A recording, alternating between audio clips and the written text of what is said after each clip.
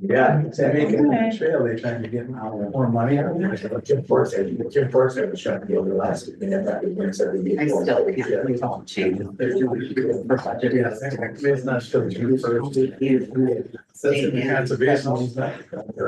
And you got the message that already matter is not there.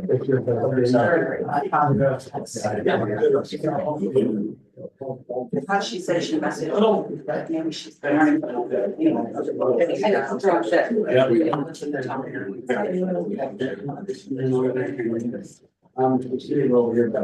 Yes.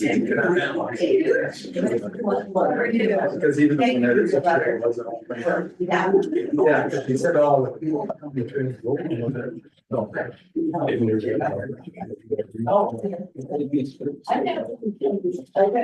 I'm not sure, I'm not, I'm there. I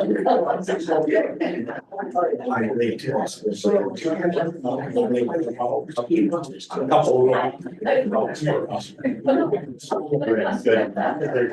Sorry. Giving that back to. Yeah. I know, but I'm gonna get the old kicking the can down the road, that's. Trying to get it. You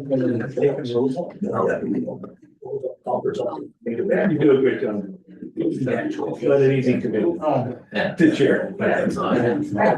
For going. They are. So, It's not even good.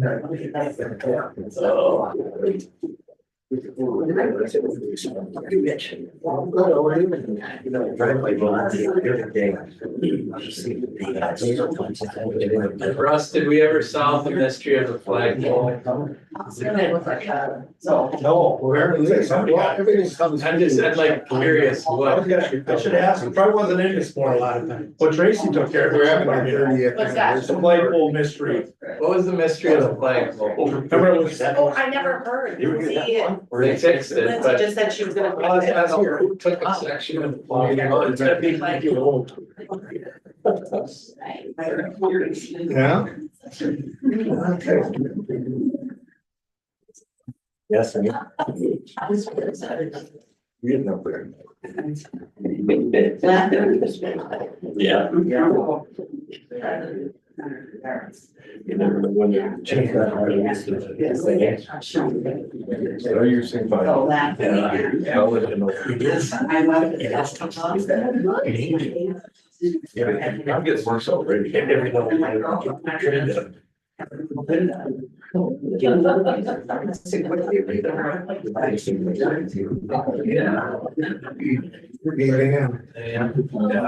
can you send me Tracy's, I can't find it. Well, I Must have deleted it. I've done that too. Because I got a memo about it, I got to close session, but I don't have the. Yeah. What did I do? Yeah, I can't find it in my deleted either, so I might still. Should have it. It's working. I'm logging in, Sure, I'll do it. Rolled it though yesterday. I got it. Beats me up a little bit. Yeah. I found one up in Michigan. You carry in the bucket. I know that. Actually wants, it's a big one. 16. Then if I get. Is that a 40? Yeah. 40 horse? It didn't say. I didn't have what I said. That's one of them I'm selling for a friend of mine. It's out of $100 you have it. No, I'm kidding. Beat me here. I was just really early. Thanks for doing the meeting. No problem. It's degrees.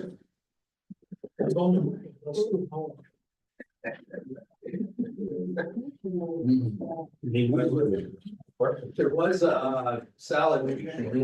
There was a solid waste truck that these vehicles on.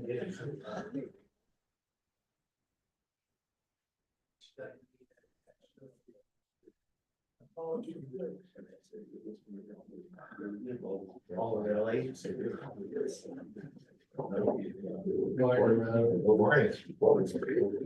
Saving us from ourselves. You got it every time. Thank you.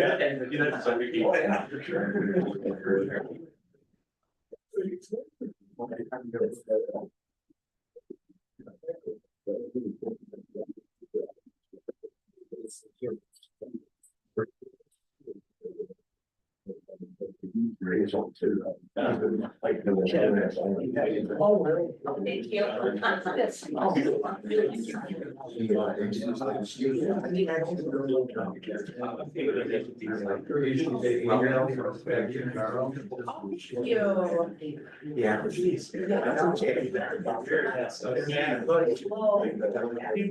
Played where Jamie. Okay. No, it's going too fast anyway. Why would you? Right.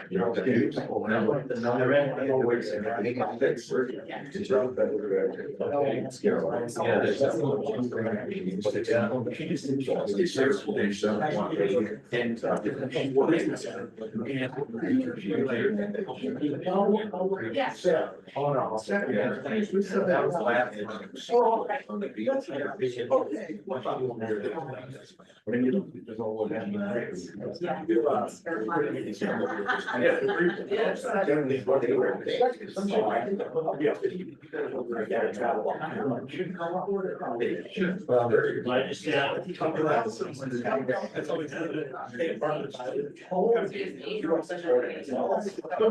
That's about it. There's hard to come up. I would say. You're your style. I guess. One of them gonna go for it. Yeah. That first game.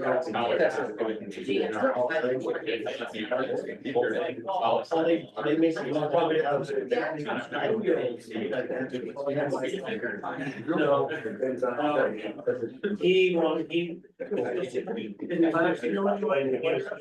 So now.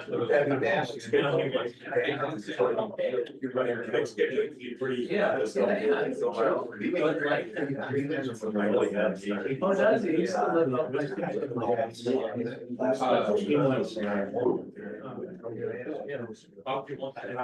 Yeah, it's like that's all I. What street name process because it's like earlier. Okay. So I'm in that whole.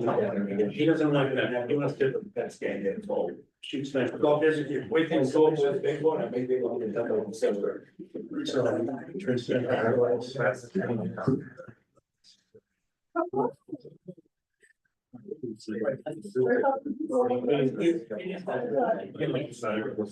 Yeah, I very understand.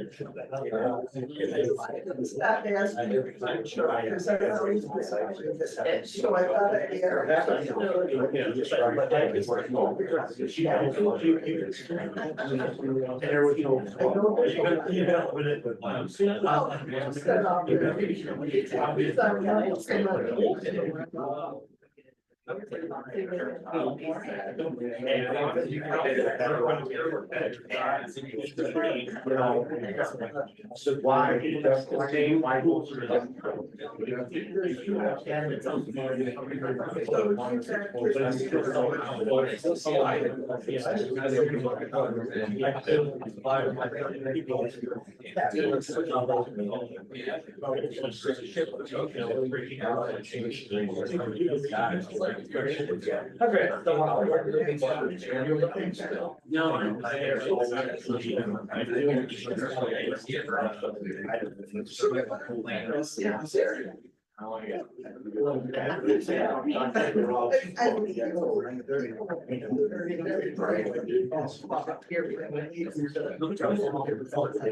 So pretty in the 9:30, we're gonna call the United County Board of Supervisors meeting to order.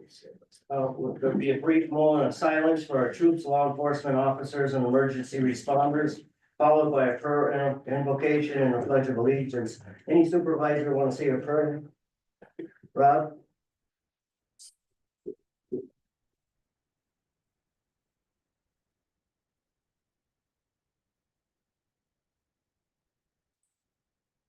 Dear God, we come together today to bow our heads and open this meeting in prayer. We ask that you would bless our speakers, recognizing that we are all unique individuals with differing perspectives and opinions. We ask for your grace to unite us in harmony and understanding. Help us listen to one another with open hearts and minds, valuing each person's contribution. May our hearts always be ready to respond to you in your wisdom. Amen. I pledge Allegiance to the flag of of the United States of America and to the republic for which it stands, one nation, under God, indivisible, with liberty and justice for all.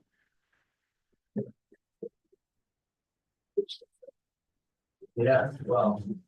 Okay, the clerk will do the roll call. Showalter, Here. Hammond, Here.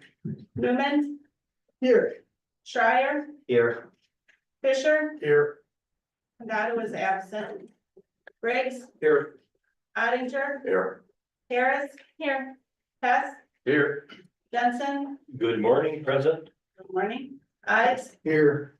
Zorgel, here, Lopez, here, Reed, Morning, Trace. good morning, Couches, Here. Almakinder, Here. Schultz, Here. Cushing, Here. Halowinski, Here. 19 present, 1 absent, and 1 vacancy. Okay, 19 present, 1 absent, 1 vacant. We have a quorum, we can conduct business. Everybody should use their microphones when speaking today during the meeting. Item 4, accept the minutes of April 15, 2025 meeting. Second. Okay, we have a motion and a second. Is there any corrections or changes? Hearing none, all in favor signify aye. Aye. Carry. All ayes. Item number 5, broadband report, Supervisor Zorba. And Tony is going to share some new information. So, good morning, everyone.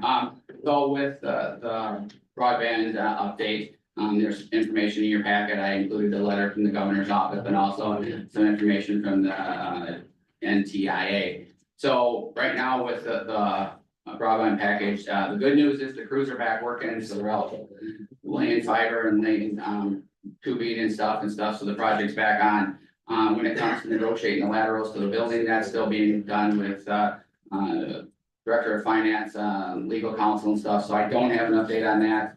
One of the updates I can share with you today is that I did talk to the UW Extension Exchange, where they can go in and look, and so with the proposals from the ISPs for the BEAD funding, all 5,644 locations were added. So as this BEAD goes through, they're all in the package, which is good. There was about 3,000 locations in Wisconsin that weren't covered by that, but none of them are in Oneida County. They're all covered by the BEAD. I talked about the NTIA. One of the sad things or things we've heard right now is that they've given an extension for a proposal for the BEAD funding. So the BEAD funding was supposed to be, finalized proposals, everything by the July 28th. That's been 90-day extension. So now the final proposals and stuff aren't going to be done until October 25. So no money will be given out on the BEAD funding until early 2026. I also showed in the packet where Delaware, Louisiana, Nevada, and West Virginia are the ones moving forward. I know the top 3 have received some money. Just checked with that, and then I also got a hold of the governor's office. I work with Carl there. He's one of his staffers. He's helped me get some licensing through childcare and stuff. So I asked him was the gist of the governor's letter on BEAD, and he said it was just a proactive measure that they sent to the president's office to make sure that they didn't cut BEAD funding. And so far, there's no indication that's been cut, but we watch every day and every emails goes through to make sure that the BEAD's going forward. So as of my information now, BEAD is moving forward. It got moved back 90 days to October, and we're continuing to watch it. That's all I got. Any questions for Tony? Hey, thanks for the update, Tony. 2024 forestry annual report, Robert?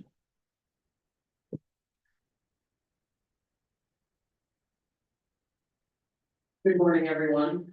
For those of you who don't remember who I am, I'm Jill Nevick, I'm the forestry director. So I have for you your 2024 forestry annual report. I could go on and totally go over all of this and tell you how cool we are, but I'll just try to get some I think we're cool. I'll try to get some high points on it, which for those of you who have it in your packet, the Cliff's Notes version of probably the most important things that happened to us this year, or 2024, I should say, are on page 2. So I'll go over them briefly. Even though we continue to have poor timber markets, we had an exceptional year last year for our gross revenue that we brought in. We were $650,000 above what our projected budget was for last year. We had a big fourth quarter, November, December, a lot of timber got cut for whatever reason. Some of it was we had contracts that were expiring, some of it was we had some larger value sales on the books that got completed. So how that's gonna impact 2025, we'll see, but last year was really good for us. Believe it or not, with all of our struggles this year with the snowmobile season, we have an even poorer snowmobile season in 2024, which means that we didn't have snowmobile season at all. So that was a considerable note for the 2024 season. Another really big thing that happened is Paul Feeney, the former director, retired and I replaced him, so it was a year of transition for us. And then our county forest is audited under 2 third-party certification systems. That is the Sustainable Forestry Initiative and the Forest Stewardship Council, so SFI FSC. Every so often, we get audited to make sure that we're adhering to those standards. And it's a reflection of not only the job that we're doing in Oneida County, but as our county forest system as a whole, which is 30 counties in Wisconsin, have a county forest like Oneida County does. That audit came out completely clean. We had no opportunities for improvement, no corrective actions required, which is for a county forest program of this magnitude with 30 county forests and the amount of acreage we have enrolled in these programs is unheard of. It's the second audit in a row that's happened, and it's, like I said, unheard of. So it's, I mean, not to toot our own horns, but good for us, but also good for the rest of the counties that were a part of that audit, which were Vilas, Rusk, what's the other one, Price County. So our system as a whole, really, outstanding county forest system that you guys should be proud of Oneida County Forest, but you should be proud of the state of Wisconsin and the county forests that we have in the state because they're exceptional. So, the only other couple things I mentioned that aren't on the Cliff Notes version are we planted trees for the first year last year and for a long time. It's probably been 7, 8, 9 years since we planted trees. Planted about 80 acres of red pine after the stand was, the final harvest in the other red pine was conducted. And then, we're starting to rebuild, or not rebuild, but repair and pay more attention to our maintenance needs and our infrastructure. And one of the projects that you'll see noted in your packet is the Burroughs Boardwalk ATV boardwalk replacement. That trail was installed and had some issues, or the boardwalks were installed and had some issues with it, so we got some grant funding to replace those boardwalks. So I just wanted to call out a couple of those things, but otherwise, pretty straightforward in the packet if you want to read it, and I'll entertain any questions if you have them. Any questions for Joe? Joe, I noticed in the department report that the county coordinator put out, that you reported that you're behind on your forestry for 2020. Do you foresee making those revenues? We don't know, yet to be determined. I mean, like I said, a lot of stuff got cut in November, December that we were not expecting to get cut. So what you may be seeing, again, Scott, remains to be seen, right? We'll see how the year plays out. We did sell most of our timber sales we sold 6 out of the 8 timber sales had a bid on it. One bid was pulled at the last minute. So we sold 5 out of 8, which was still pretty good, pretty on par with other county forests and other public lands in our area. Remains to be seen of whether that revenue will be realized, if our budget will be realized this year. So if it comes in under, we can assume that the 650,000 gain in 24 was because of that. I think that could be part of the reason, but like I said, yet to be determined. Okay, any other questions for Joe? Yeah, when you look at the forest health issues, obviously the emerald ash borer kind of really wiped out those trees. And, do we have to be concerned about other infestations coming in? And I'm sure there's a lot of universities, because they can dash in a hurry, they can do a lot of damage. Yeah, I mean, there's always something to be concerned about, right? It's just the magnitude at which it will impact us. Emerald ash borer is a big deal because we have a lot of ash throughout the county.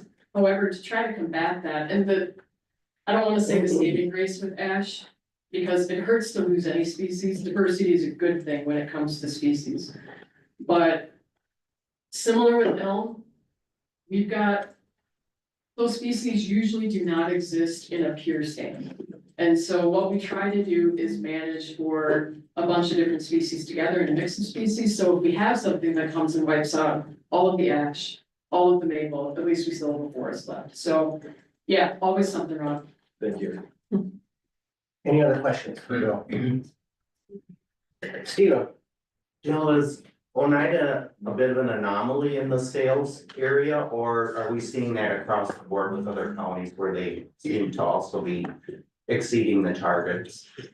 I don't know exceeding the targets, I haven't really seen that, but we're not an anomaly with the variable timber prices and what we're selling. Something new that I did hear that may be specific to us is our latest bid package offering. We had a problem getting rid of basswood pulpwood. Yeah. So we had a lot of basswood. Maybe that is going to be an issue for us. It depends on the market though, and it's so hard to say. That might have been a problem at this point in time, and maybe it won't be in the fall. But I don't, as far as if we're an anomaly, I don't think so. Colette, I just wanted to thank Jill and her team for doing such a good job. She's new and she picked it up very, very well, and she admits when she doesn't know something, and goes back and finds it, so I find that very admirable. Thank you. Thanks, Glenn. any other questions? Right there. Go ahead. What happens when there's wood or, you know, you 5 of 8 contract you had said, or, yeah, 5 of 8, what happens when there's unsold timber? Like, So what we happens? will, yeah, we will typically, if it's the first time it goes unsold, we will offer it again as is in the next bid package. We usually do that once or twice, depending on the sale. In this case, we had, one of the sales that didn't sell was a wetland black spruce swamp. We haven't really offered that in a while, so we wanted to try to fly something out there to see if it would be of interest yet. It didn't. We may not try to resell it. Well, it'll probably end up on the fall bid package, but after that, if it doesn't sell, we may start reevaluating whether we wanna pursue selling something like that. For a more popular product, like 2 of the other sales that didn't sell are hardwood sales. I would expect those to sell at some point in time, so we'll probably offer them as is for a couple more times until they sell again. If they don't sell, then we either reevaluate how much we're offering. We may restructure the sale so it doesn't include everything that it did to begin with. We may offer it just as it is marked in the field but lower the price. There's all sorts of different things that we may tweak before we try to re-advertise it. Any other questions? Hey, thanks, Jill. You're welcome. Okay, we'll move on to item 6, public comment, limit time of 3 minutes. We did get public comment emails regarding resolution 28, 2025. All for or against the resolution. There was 55 emails, 6 were from out of the area and 49 were from Oneida County and the city. Anybody want to make a public comment in the audience? Come to the front. State your name and your address. Good morning, thanks for the opportunity to speak to the board. My name's Michael McFadden, 8646 Sand Lake Road. I'm gonna comment on a couple of things. First of all, stewardship. It's really been one of the rare bipartisan success stories in Wisconsin. For decades, it's protected our natural resources, boosted local economies across the state. Investments from the program have enhanced public lands and outdoor infrastructure, drawing tourists, increasing property values, and supporting our local businesses. And that's what we're trying to do with this area. We gear towards tourism. Communities such as Rhinelander, Lake Tom, Minocqua, and Three Lakes have all benefited from these amenities funded through stewardship. It's one of the reasons people want to visit here and live here. In recent years, the focus of stewardship has shifted from land acquisition to upgrading and maintaining state lands infrastructure, which I think is a good idea. We seem to have enough land. Much of our current infrastructure is aged and underfunded. Wisconsin state lands face over $1 billion in deferred maintenance. Most Wisconsinites, including many in this room, don't realize that in 2015, all taxpayer support for state park operations was eliminated, making Wisconsin one of the only state park systems in the country that's self-funded. Outdoor recreation is a cornerstone of our economy, contributing more than $10 billion annually to the state's GDP. And recreation is growing twice as fast as the overall economy over the past decade. So, and this sector supports 10,000 manufacturing jobs and fuels our $25 billion tourism industry. Yet Wisconsin ranks dead last in state park funding per visit, trailing Mississippi and even Texas. So despite the proven success, stewardship still faces an ongoing political and financial threats. Many of our sub-programs, stewardship programs, require a 50% match, effectively doubling the state's investment. Wisconsin only spends about $20 million on its state parks, far less than Minnesota and Michigan, which invest $70 to $90 million, and it shows. Visitor encounters, we see some crumbling bathrooms, outdated septic system, unsafe trails, and a lot of the money in stewardship is now going to those things. And most families rely on public lands for affordable access. They can't afford a cottage up here. They can't afford to buy their own hunting land. So stewardship program is essential to Wisconsin's environment, economy, and quality of life. The 2025 New Bridge survey found that 91% of our voters, including a lot of people in this room, support continued funding, including 80% of Republican and 80% of MAGA aligned voters. So I'm going to urge you guys today, I think there's resolution 28, 2025. We urge you to recognize the enormous value that stewardship brings to Oneida County. These are things like boat landing, park facilities, recreational trail development. All of us benefit from that. All right, thank you. Just a quick thing. No, your 3 minutes is up. That cell phone tower thing, why wouldn't the county board require a public hearing if the company was going to set a tower in our neighborhood? Please sit down. Thank you for your attention. Next. We had some comments resolution number 33 that we had requested to be held until. Yes, you're the gentleman that replied that if Mitch Ives wants you to talk, he'll request that. I see, but if otherwise if I want to make my public comment, I need to do it now. You can do it now, you've got 3 minutes. Okay, fine, great. Hello, George Schmidt, 8333 Fawn Lake Road, Lake Tomahawk. Last year, my neighbors and I successfully appealed a permit for a 255-foot tall cell tower that was going to be built in our residential neighborhood. The county's current zoning ordinance forbids the construction of cell towers in all residential and retail districts. For several years, that ordinance wasn't enforced because the county believed they could not deny a tower permit as long as the applicant met the minimum requirements mandated by the state. However, in 2019, the state Supreme Court ruled that counties and municipalities can pass ordinances that prohibit cell towers incompatible with adjacent land use and deny conditional use permits based on lost property values and detrimental effects on public health, safety, and welfare. Board of Adjustment agreed with us that the existing ordinance is compatible with state law. Other counties, including our neighbors over in Forest County, require conditional use permits for cell towers and have denied permits in residential areas without being challenged. This amendment would change all that. It would make towers a permitted use in all districts except single-family residential with no public hearings required. This includes multiple family, recreational, residential, retail, rural residential, and business districts. It would allow towers to be built in downtown Minocqua, Woodruff, Lake Tomahawk, or Three Lakes without any public hearing. The argument was made in committee that if the tower in a permitted district was opposed by the public, the planning and zoning director could still choose to hold a hearing. However, when asked directly, he said that even if he could, he wasn't sure that he would. Furthermore, factors like appropriateness of neighboring land use and impact on property values can only be considered as part of a conditional use process. There are definitely gaps in quality cell service in some areas. But just building more towers isn't the way to fix that. Cell providers are supposed to put their antennas on towers that already exist, but the tower companies make more money by building new ones, even if they aren't needed. Many of these towers will be unnecessary and obsolete within a few years anyway, because of the adoption of satellite cell service and rural broadband. Tower companies know this is coming, which is why they're desperate to lock in 50-year contracts while they still can. They don't care if the Northwoods ends up dotted with a bunch of useless towers that don't do anything but bring down property values and the county's tax base. Adopting this amendment as written would be a grave mistake. Makes no sense for the county to give up the authority it has to make decisions based on what's in the best interest of its citizens. At the very least, cell tower permit should be conditional use, public hearings, and a process that considers the public interest. Thank you for your time. Anybody else public comment?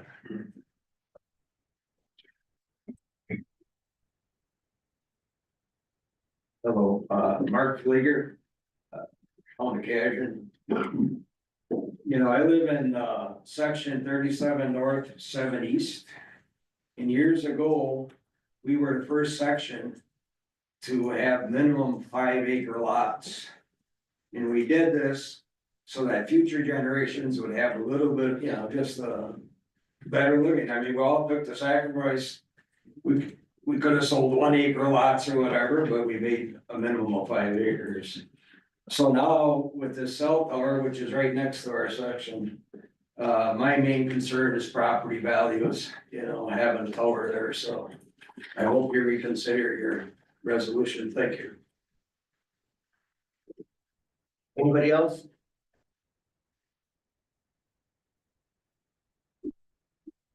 Eric Rimpala, N5776 Woodenware Road, Town of Irma, cashed in property owner.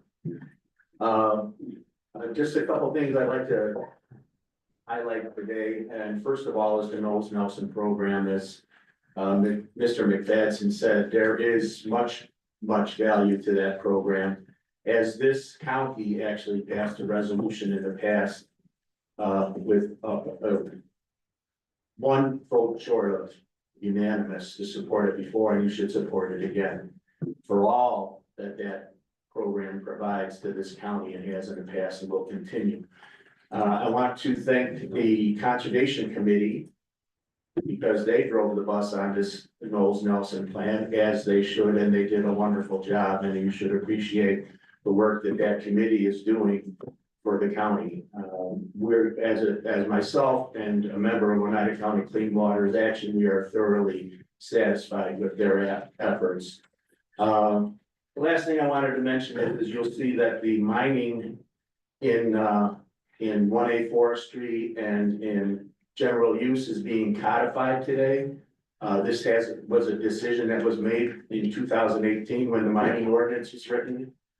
We feel that having mining as a permitted use in those two zones is a mistake. And for all the reasons, I've sent every one of you a letter explaining why our concerns are about that, what our concerns are about that, and why we thought that back in the day, there was poor decision making made to do that. Much like the cell towers, it makes no sense to just permit something. You're taking away a police enforcement action of both the county and the towns when you zone it and don't, you know, because towns would have the ability to approve a rezone. It doesn't, what it wouldn't do is it wouldn't prevent mining. It wouldn't be a ban on mining. You could still have a mine, but first you have to go to the town and the county and get a rezone. And then you can go through the whole mining process through your ordinance. It's one more layer of protection. It's one more layer of town participation. And I would recommend that at least you consider that in the future, and hopefully somebody might want to consider that, changing some of that back. And I thank you for your time.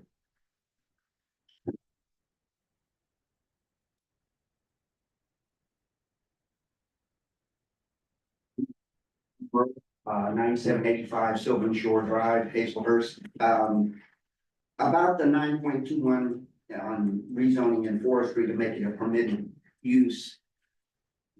The way this is stated, non-ferrous metallic mining would be permitted, which means we don't have to come before us and talk about it. So that means we could have a sluice operation for gold and silver, or we could have a lead mine or a copper mine, and those could be permitted without ever talking to us about it.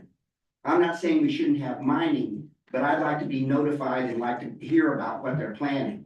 If this were permitted under a cup, then we would have a public hearing, we would know it was coming. The way it is now, I would have to call zoning every day to find out if any permits were being issued. If it goes before planning and development, I can look at the agenda and know what's coming. Now, I trust Carl and Scott and the rest of the planning of the group to give correct permits, but I want notification. Thank you. Any other public comment?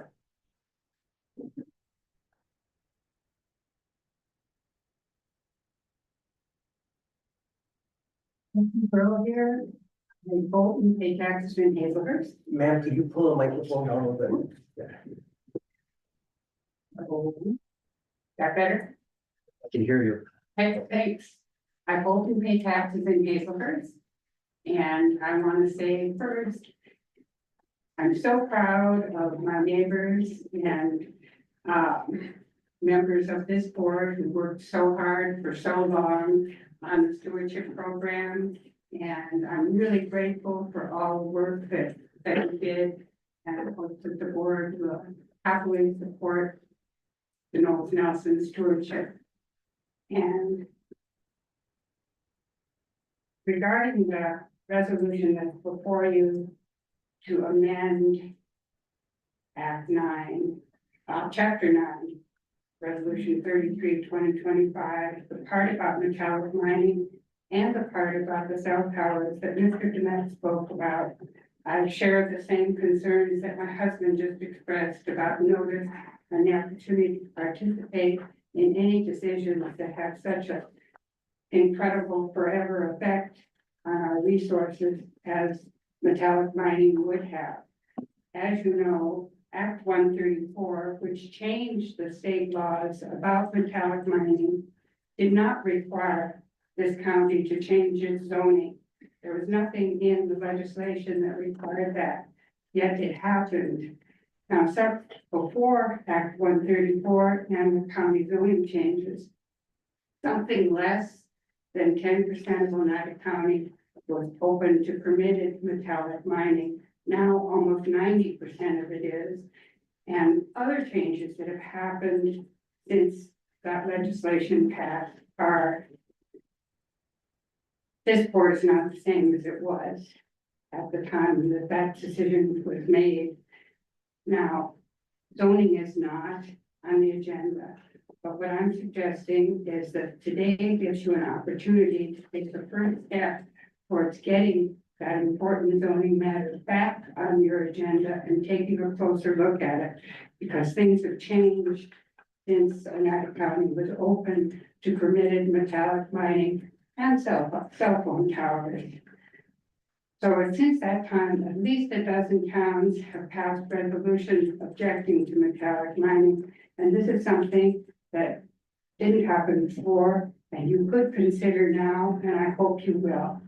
So please take this timely opportunity to make the first step towards addressing the zoning issue. It's an unnecessary danger to our community. Thank you very much. Anybody else?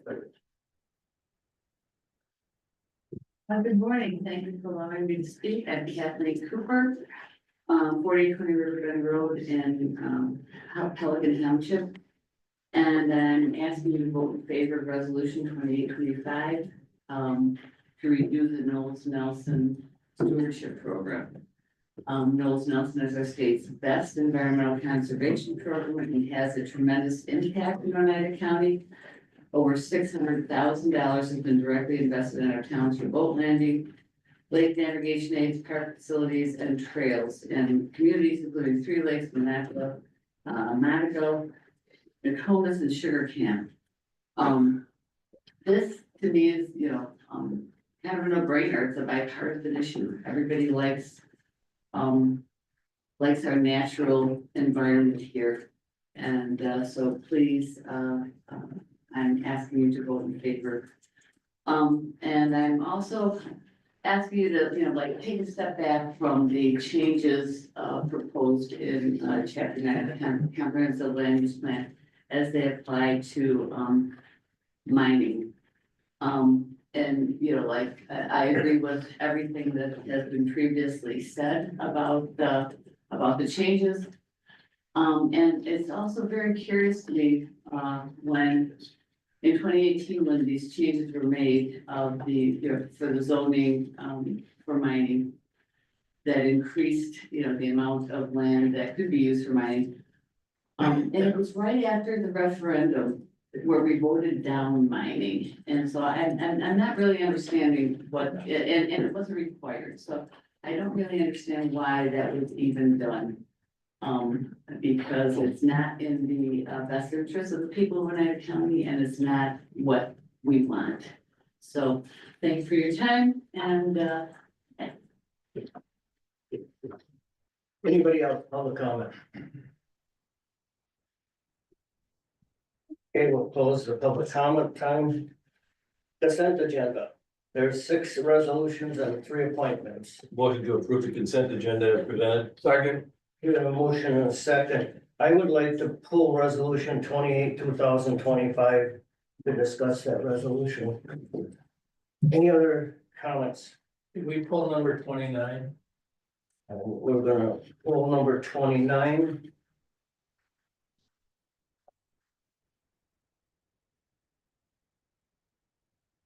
Any other? Okay, so now we're down to 4 resolutions and 3 appointments, consent agenda. Any more questions? Clerk will call the roll. Sorrel, I, Couches, Aye. Ottinger, Aye. Ives, Aye. Newman, Cushing, Aye. Lopez, Tanis, Aye. Schreier, Aye. Jensen, Aye. Almakinder, Aye. Fisher, Aye. Walter, Aye. Harris, Briggs, Aye. Hess, Aye. Reed, Aye. Schultz, Aye. Hellawinski, Aye. 19 I, 1 absent, 1 vacancy. 19 I, 1 absent, 1 vacancy, the consent agenda passes. We will go on to resolution 28, 2025, offered by the supervisors of the Conservation and UW Extension Education Committee and the Land and Recreation Committee to provide support for the continuation of the Knowles Nelson Stewardship Fund. I know when you read the resolution, it makes sense that the stewardship fund that's been operating for 36 years has been good for the parks and recreation, but my main concern is the amount of money being spent to take MFL land off the tax roll in northern Wisconsin. That's the tax base for us. Last summer, the state Supreme Court ruled the Joint Finance Committee of the legislature could no longer use an anonymous objection to halt and slow down stewardship programs. But as a result of the ruling, there has been a pushback on the stewardship program suggesting they may not reauthorize funding because of the perceived lack of oversight and spending. Assembly Speaker Robin Voss, who has been a longtime supporter of the stewardship program, stated it's unfortunate that Tony Evers' lawsuit has put the program in jeopardy. Senate Majority Leader Devon LeMahiam said on Wisconsin Politics that the Supreme Court ruled the stewardship fund with its ruined it. The fund borrows money to pay for purchases to conserve land, easements to protect land against development, and projects such as ramps, trails, and bridges that help public access public lands. Since 1990, they purchased more than 723,000 acres. The Knowles Nelson Fund currently owes the government $795 million through general obligation bonds, with the state obligated to repay the principal and interest over time. The proposed, if the funding goes through, is a 10-year reauthorization at $100 million a year. That's another $1 billion plus interest. And where does it end? Will this fund take away more future tax base out of northern Wisconsin? So I am voting against this resolution. I think there's finances, and we have such a surplus in the state of Wisconsin. If they want to, they can use that. But to borrow more money to take property off of our tax rolls in northern Wisconsin, I'm against. Any other comments? Billy? Just a question, question and comment. My concern with this, and I believe this is the one that impacted your town, is that correct? Because the question during that time was coordination with the town or county, or collaboration, I forget which term it was. If I was to support this, I'd want to see the wording changed to encourage, not encourage, require coordination with the town, for the county and the towns. Who's this brought forward by, which committee? Two committees. Land and Water Conservation. Two Who's the committees. chair of that? I'm chair of the Oh. conservation. Colette, was there any discussion about the coordination with the town or the? No, but that is a good point, and I know, Robert thought very strongly about that. We just didn't think of it when we were writing. Yeah, so to support, I'd have to see where we're asking them to require that, because without that ability, I share the concerns that Scott has.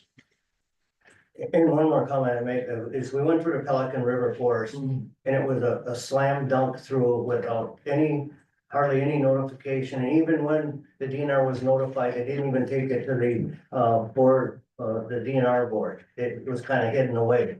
Now, with less than a month before the deadline to redo this, we're sitting in the county board, and I don't think everybody here has enough information on the Knowles Nelson. It just shows up in the resolution. It's a very nice thing that happens for everybody. But reality is, why are we borrowing money to buy more land? When we have such a surplus, it just gives the governor more room to spend the surplus somewhere else. And who's gonna pay for this down the road if it's 795 million today, but it's $1 billion in 10 years? Who's gonna pay for it? Got it. Any other comments? Who is it, Rob? Yeah, at the committee level, I supported moving this on to the county board floor and actually was looking forward to the discussion among my colleagues here as to where I am on it. It was nice to hear one of the speakers indicate that it seems like the emphasis is going to be on infrastructure, not on purchasing land. In that, I don't know how you change the language within the Knowles stewardship. I don't know if that's a legislative thing at the state. I guess I would share the concern, and I know in the case of the Monaco, they felt that a significant portion of their land was taken off, I guess the tax roll or whatever. So I think we have a lot of land. I don't know if the emphasis should be on purchasing land. I don't know how we'll go about stressing in here that, we support providing an infrastructure for the land that we already have. I certainly would be supportive of that, but I don't have the whole thing in front of me to know how it's worded. And this is a recommendation to the state, correct? Okay. Yes, it's a recommendation, but it's a strong recommendation for what's gonna happen in the next month. And my point is, if this resolution was drawn up to say it would be only for infrastructure, I think I'd be in favor of it, but not at $1 billion in 10 years. Jill, comment? I have a few comments, but I just wanted to mention that you're looking at supporting what the legislature is doing for when the program expires in 2026. So you actually have a year in mind. Okay, yeah. They're gonna have to decide well before then, of course, but it's not imminent. Okay, I thought it was ending in June this year. No, it's, the program goes through 2025 with all the funding expiring June 30th, 2026. Okay. Yep. Go ahead, Lenore. It's not a specific monetary number. That number, that 100 million, has to be worked out by the legislature, so it's not specific. And it doesn't focus on the program details. And also, when you think about the 9 out of 10, you look at our group. So the majority of people support this funding for land, water and conservation, wildlife conservation. And then, with the federal government retreating from conservation efforts, we think that, a program like this on the state and local level is more important than ever.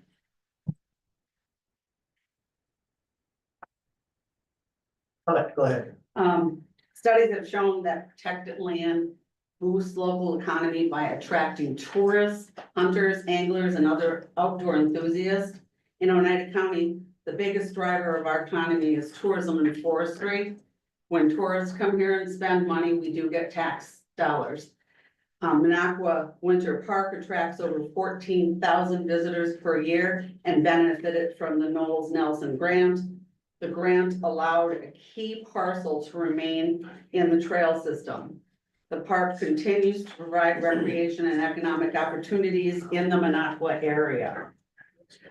Over many years and multiple grants, more than 860,000 was used to develop and maintain the Bearskin Trail. More than 637,000 was given to the city of Rhinelander to develop the Timber Drive Bike Trail. So that help and support of economic growth, infrastructure, making sure that tourism still is very viable is very important to our county. Okay, and I am in support of if the fund was to do those developments, and that sounds really good. But I'm against taking more land away and if there's no oversight and whoever's governor, he can borrow as much up to that 100 million every year. I mean, yeah, 100 million for 10 years is what's projected. When you say, well, we don't know, but if we support this, that means we're supporting the 100 million per year for 10 years. Joe, I just, if you'll indulge me, I'd just like to speak a little bit about how our forestry department uses the program. I've also got a little bit more information that, just tidbits of information for you guys for your consideration too. So the funding for the Knowles Nelson Stewardship Program, if you look at actually how the statute's written, it's divided into 4 sub-programs within the Knowles Nelson umbrella. Those sub-programs are urban rivers, acquisition and development, 20% of the funding goes there to that subgroup. Urban green space, acquisition only, another 20%. Acquisition and development of local parks is 50%. And then acquisition of development rights or easements only is 10%. So with your Pelican River, I'm not sure where that would fall into. I don't know enough about it. My guess would be maybe the latter, the last one, the development rights, but I don't know.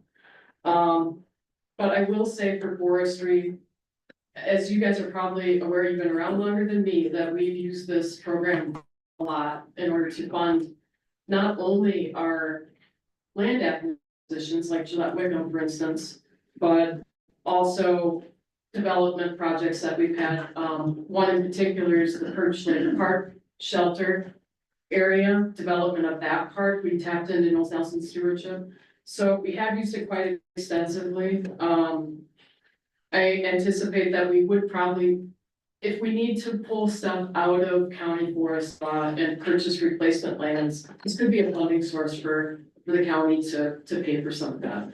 But like a few others have mentioned, in my mind, what one of the really important parts of this program is about is a potential funding source for us to try to help take care of the infrastructure that we currently have on the ground. Our roads, well, not necessarily our roads, I guess there's other funding for that, but trails, buildings, boardwalks, stuff like that to try to keep our recreational facilities up to date and going, which I guess with increased costs, it's nice to have another option available to us as well. That's all I have. any other comments? Lenny, As was mentioned earlier, the 2 drivers of our county are forestry and conservation. Our budgets for that are disappearing. And in talking about infrastructure, if we don't have funding coming in for that, there's not going to be the conservation that we have going on now. The tourism isn't going to keep coming. How do we build those two drivers of our economy? How do we build forestry? How do we give you more land that you can draw from to do cutting, to build up that area? How do we build it for tourism? How do we get people to keep coming in? If we don't have the boardwalks, if we don't have the trail systems, if we don't have the infrastructure to back those up, those are going to shrink. So, I mean, I'm happy with what this county has built this far. I don't want to see any of that shrink. And well, obviously, we're not going to get it in any easy ways. This is one way that's on the ground for us to maintain what we have. I don't know how we maintain that without it. And I would like to know if anybody else here has an idea to do that.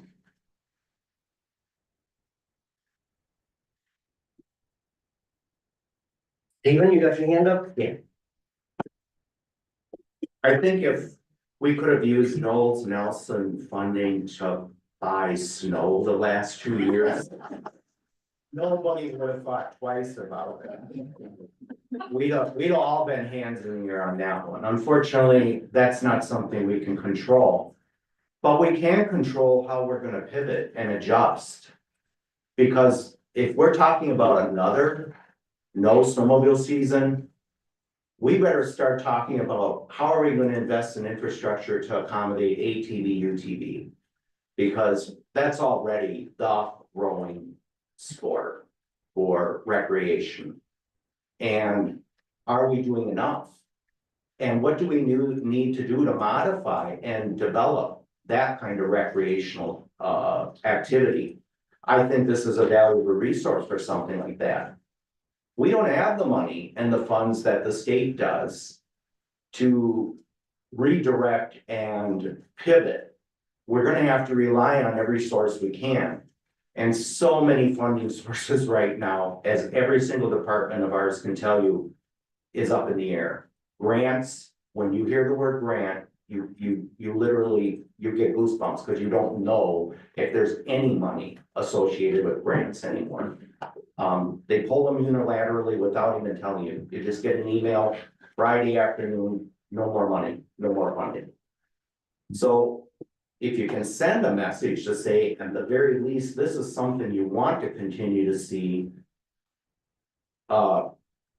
available as a resource, you should take that opportunity to do that. The other thing is, if we feel that there could be stronger language in any resolution, then propose that language, add it in there. If you feel that you need to have more reference to consultation with towns, direct collaboration, etc. My understanding is, there's still some people that are really put out by that in reference to the Pelican River Forest, was that language did exist. It's just that someone failed to exercise their responsibility to make that happen. So it's not as though it wasn't there. It's someone dropped the ball on that. And the other thing would be, we keep talking about how somehow this is taking money off the tax roll, whether it's the Pelican River Forest or otherwise. I've not yet had anyone show me where that actually happened there. It's still managed forest land, if I understand correctly. So what's different now than previously? Did it get something changed that I'm not aware of? All I understand is there was funding used to purchase easements, which we had a room full of people, especially motorized sports people here, telling us, please don't back out of those easements. We need that. That is traffic that business owners need. That is what the recreational community wants. And it would have been very difficult to work around those trails and reaccommodate them without those easements.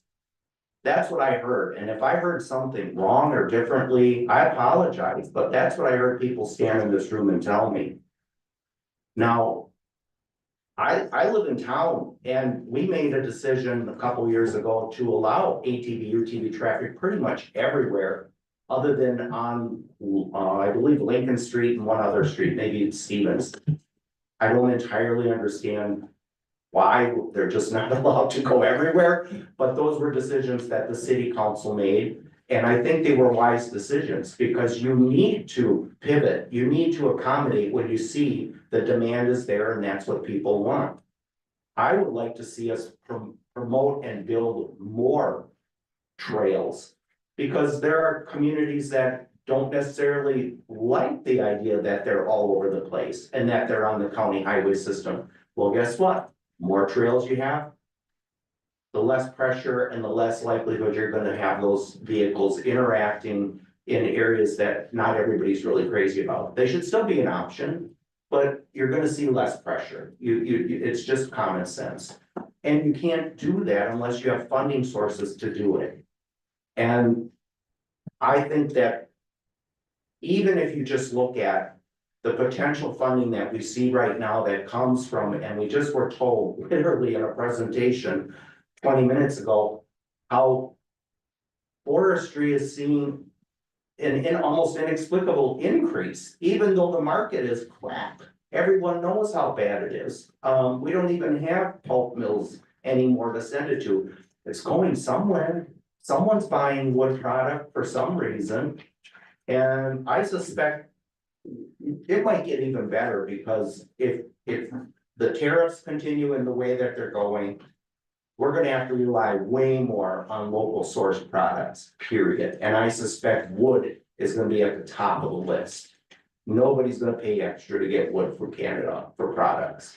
So we shouldn't look a gift horse in the mouth, whether it's that or Knowles Nelson stewardship. And I feel like that's what we could be doing here if we vote it down. Just because we have a beef over something that happened regarding the Pelican River Forest or whatever. The concerns were legitimate that were raised by the towns and those people that were involved in that. But they should be followed up with legislatively. And they should be followed up by the people who dropped the ball in those respects, whether it was the DNR or whoever else was involved in that. But we shouldn't punish the local taxpayers by taking a funding source away that we have been using to their advantage for years. It just doesn't make sense. Thanks. So I want to just comment on the Pelican River. Stephen is right, it hasn't changed and it won't change, or it wouldn't have changed until the contract with the MFL goes away. Then it becomes suitable for private development and that. So that property, that 68,000 acres, will never be developed because of the easements going through it. So it'll always be MFL land, will always be forestry, but it will never be developed for a tax base in Oneida County. And what I'm looking at here is how much public land is enough? We have the Nicolay Forest, the Schwabigan Forest, the American Legion Forest, the county forest. When does it end? In 10 years, do we do $1 billion a year and keep buying up the land? Because that's what's going to happen with these. They're not going to buy it around Madison and Milwaukee. They're going to take it off our tax base up in northern Wisconsin. So I think this is kind of a push through to get through. No matter what, and it isn't about just, it's about borrowing money for the future generation. Keep talking about future generations, and we just keep digging a bigger hole for them. Any other comments? Ted? I hope this doesn't come off as oversimplifying this issue, but I think in essence what Stephen was saying is don't throw the baby out with the bathwater. And I'm supporting this. Any other comments? Clerk will call the roll. Scott, it seems to me that we're all in agreement that this program should be used to support infrastructure. The question seems to be whether or not we support, Oneida County using using these funds for land acquisition. That's what I'm seeing is where we. That's my view. Where we disagree. And that, I guess I could offer an amendment to that. Rob, I have the purchasing of the lands and borrowing of money. When we have such a surplus in the state money, and then we go borrow money so that we can spend the surplus somewhere else. Would you do that in your own personal life? So, And that's what this is doing. so who's borrowing the funds? They're getting obligated bonds when they purchase it. So by taking the legislators from the Supreme Court took that away, there is no oversight. It depends on how much the governor wants to take out now. There is no oversight. All right, well, I'm gonna offer an amendment, Go ahead. starting. Which line? Starting at line 44. Be it further resolved that the United County Board of Supervisors does not support the additional acquisition of land and borrowing funds. I'll second the Okay, we have a motion and a second. Is there any further discussion on the motion? Stephen? You did ask a rhetorical question, so I'm gonna give you a rhetorical answer. Yes, I would do that, and I did do that. I had the opportunity probably 12 years ago, when you could borrow money for next to nothing. And I put a significant addition onto my house. I could have paid for it out of pocket. But I was making more money with my money where it was than it would have cost me to borrow the money to do the addition. And I have no regrets doing it, because when I look at what it would cost me now, which was almost 3 times as much, it was a money savings, and I've actually made money. So yes, people do this all the time. They bond, they borrow, even though they have considerable capital at hand. I suspect that the government is no different in this respect. But that's just my rhetorical answer to your I rhetorical. could get into some of my. Sure. Any other questions on the motion? Russ, did you have your hand up? No. Your hand. No. I just wanted to go back to one of the things that Jill Stay on the mentioned. motion now. Okay, Motion was to amend line 44. We want to read the motion back. Yeah, I hope I caught it all, but line 44, be it further resolved that the United County Board of Supervisors does not support the acquisition of land and borrowing of funds. The additional acquisition of land and borrowing funds. Okay.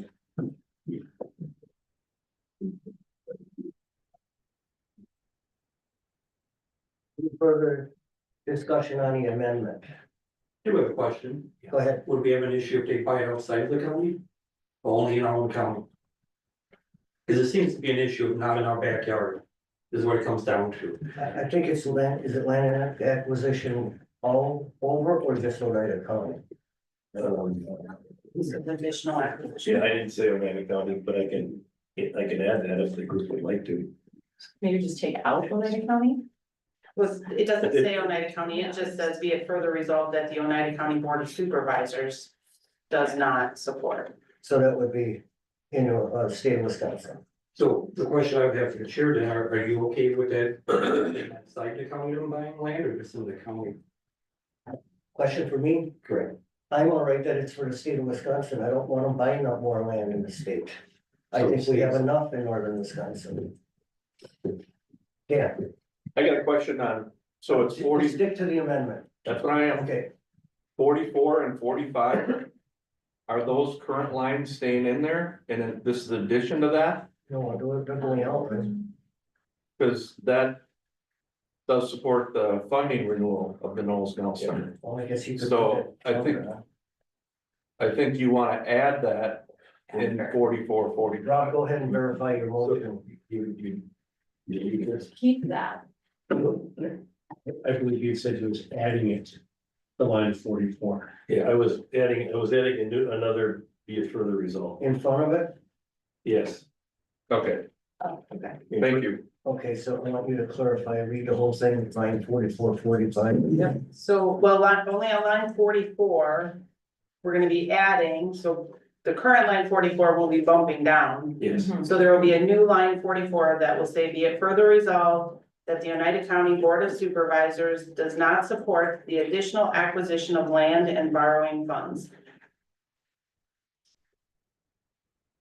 Any further discussion on the amendment? Clerk will call the roll. Ives, Aye. Newman, Aye. Schreier, Aye. Hess, Aye. Harris. Aye. Oettinger, Aye. Briggs, Aye. Reed, Aye. Showalter, Aye. Almakinder, Aye. Cushing, Aye. Couches, No. Schultz, Aye. Fisher, Aye.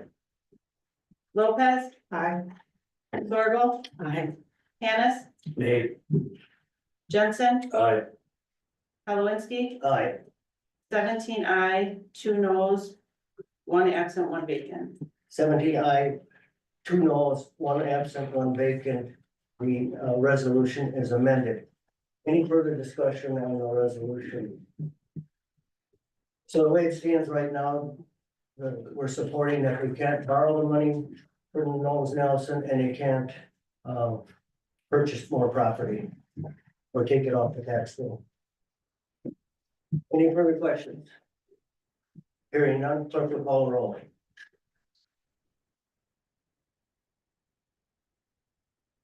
Showalter, Aye. Jensen, Aye. Lopez, Aye. Briggs, Aye.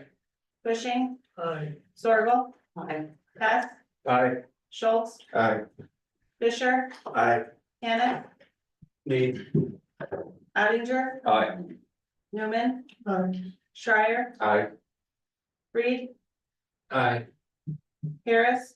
Aye. Almakinder, Aye. Couches, Aye. Ives, Aye. Halowinski, Aye. 18 aye, 1 no, 1 absent, 1 vacancy. 18 aye, 1 no, 1 absent, and 1 vacancy. The resolution passes. Resolution 28, 2025 passes. We'll go on to resolution 29, 2025, offered by the supervisor of the Conservation UW Extension Education Committee to support increasing base funding for county conservation staffing to 20.2 million. Billy? Just, more out of frustration that I pulled it, because in a broad sense, we're seeing a lot of funding, as Lene said, disappearing. And I hear it at my highway meetings, I hear it at my health meetings, I hear it coming out of social services where funding is disappearing and we all need more state money. And though I don't think these letters hold a lot of water, I mean, currently we have our highway director down in Madison trying to meet with representatives to talk about funding. And I didn't, when we send a letter like this, should we be looking at the county as a whole when we're addressing the state legislator? Because here we're just, hey, we're asking for another 11 million over a certain amount of time. But where is that in our priorities? So I just wanted to bring that point up because I'm very concerned as we get ready for another budget season and hearing of all the funding that's disappearing, that there's gonna be some hard decisions to be made, and we're gonna have to decide as a county where our priorities are. So that was my only comment. Any other discussion? In 2024, the funding paid for 100% of the wages and benefits of our county conservationists and 33% of the wages and benefits for our ASI coordinator. Statute 92.14 defines the goal of the state to fund 70% for each county's second position, in our case, the ASI coordinator. The resolution supports an increase in the base funding to 20.2 million so that counties will receive the 70% funding for their second position. Wisconsin Counties Association has always also made this one of their top 4 budget requests this session. The Oneida County Land and Water Department provides 2-to-1 return for the state's investment. In 2025, they have brought in over $1.4 million in grants funds in Oneida County. I think Billy's comment more pertains that we're gonna lose the the funding, what are we gonna do? And since 100% is paid for that position and 70% of another, that's. At least bring up. Any further discussion on resolution 29? Hearing none, clerk will call the roll. Newman, Aye. Almakinder, Aye. Cushing, Aye. Jensen, Aye. Hannah, Aye. Fisher, Aye. Harris. Aye. Zorgo, Aye. Schultz, Aye. Lopez, I, Showalter. Aye. Schreier, Aye. Ives, Aye. Couches, Aye. Briggs, Aye. Reed, Aye. Hess, Aye.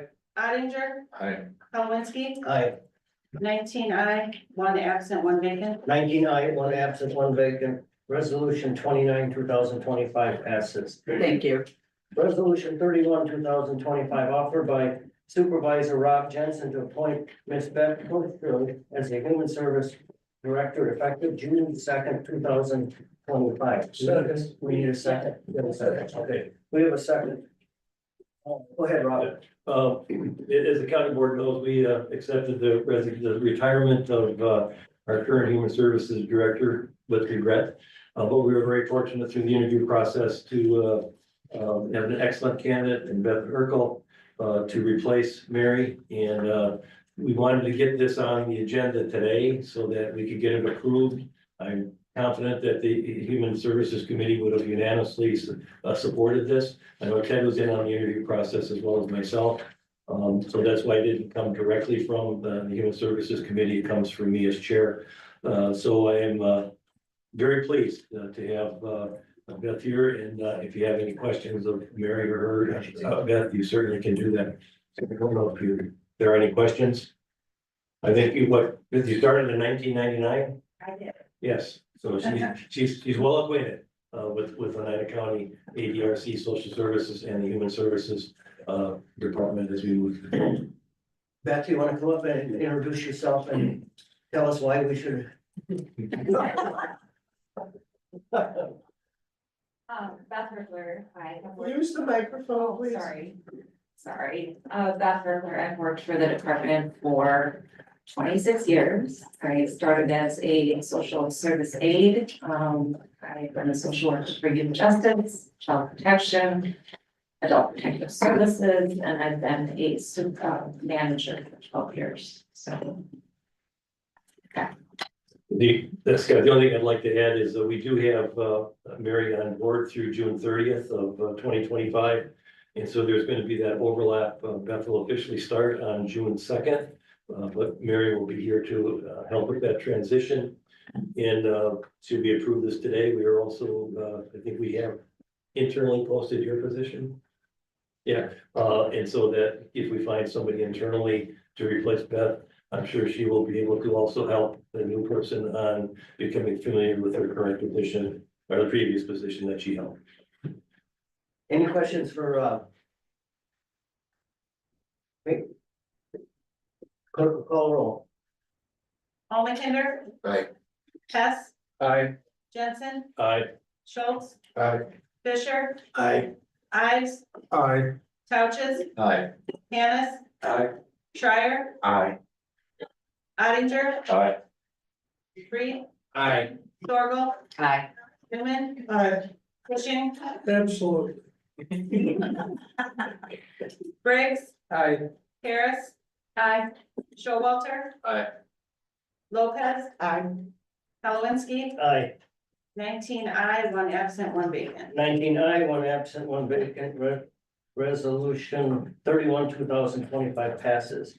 Resolution 32, 2025, offered by Supervisor Scott Halowinski to confirm and ratify the authority of council for Oneida County to add additional defendants to opioid litigation, including in MDL 2804. We need a second. Opening. Yes.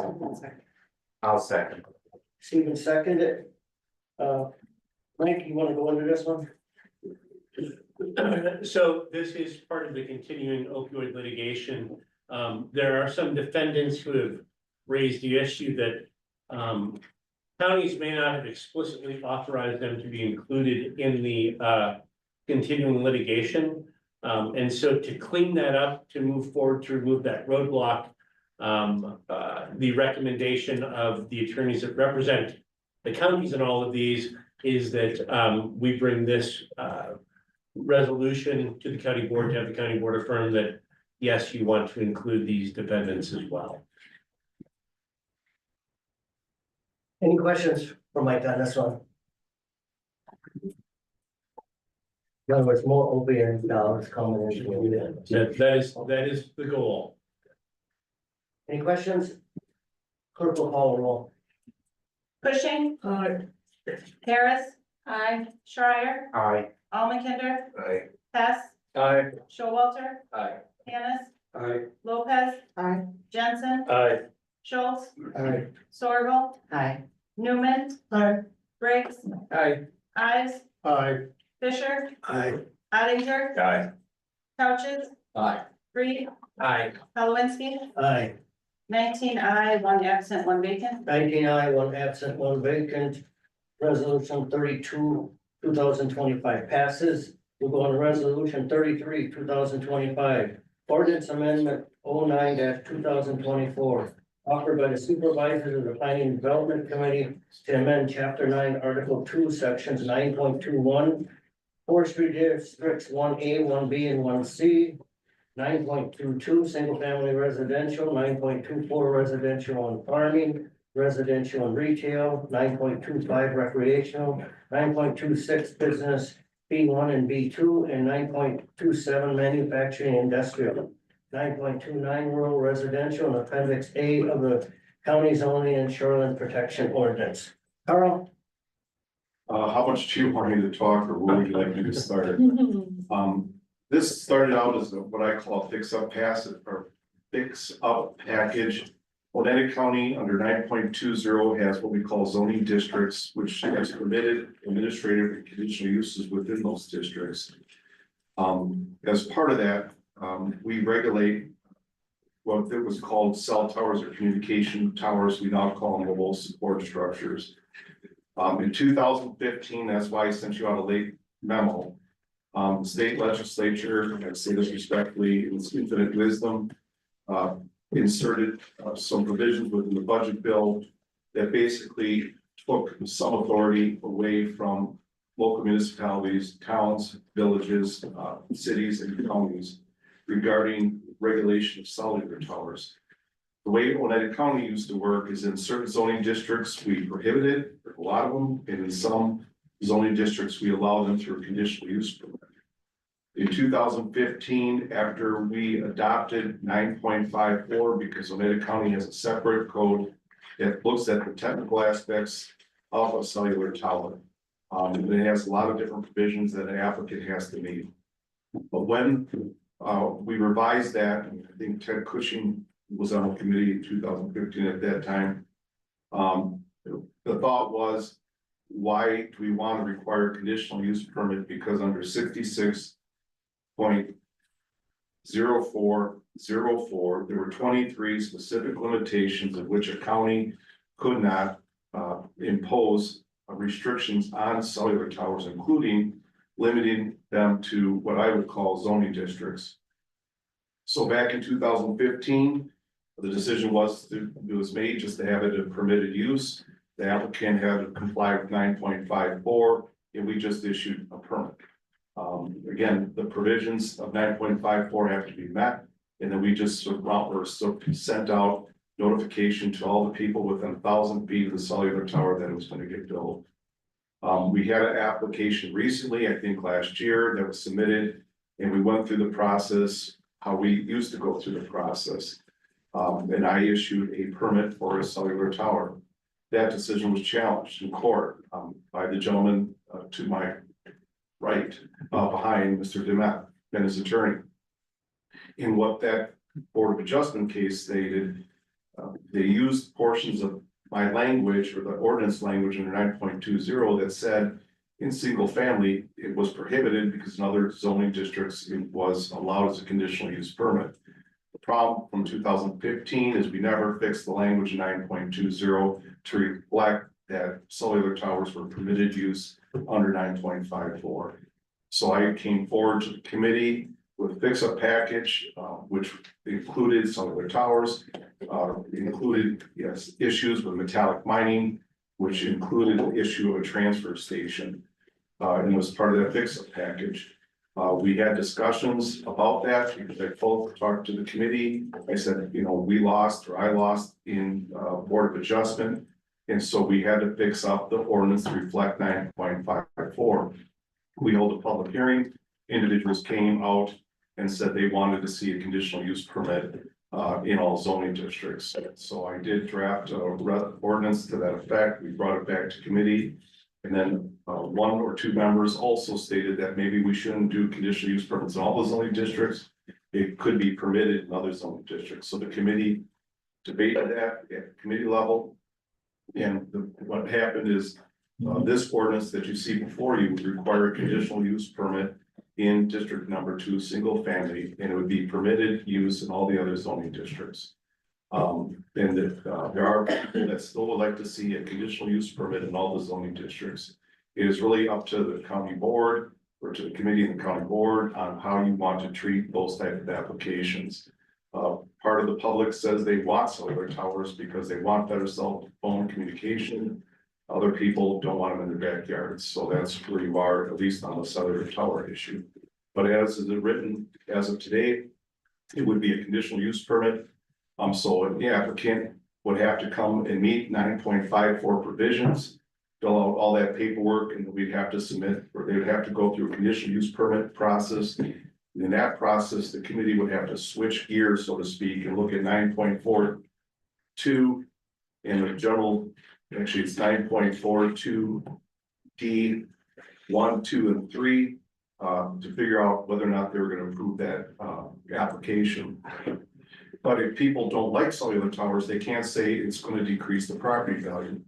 How it works is that they have to provide to the committee substantial evidence on why it would decrease property value, studies that shows it decreases property values, etc. So again, they would be looking at the provisions. You have to go through a public hearing process. You know, from the industry perspective, not that I'm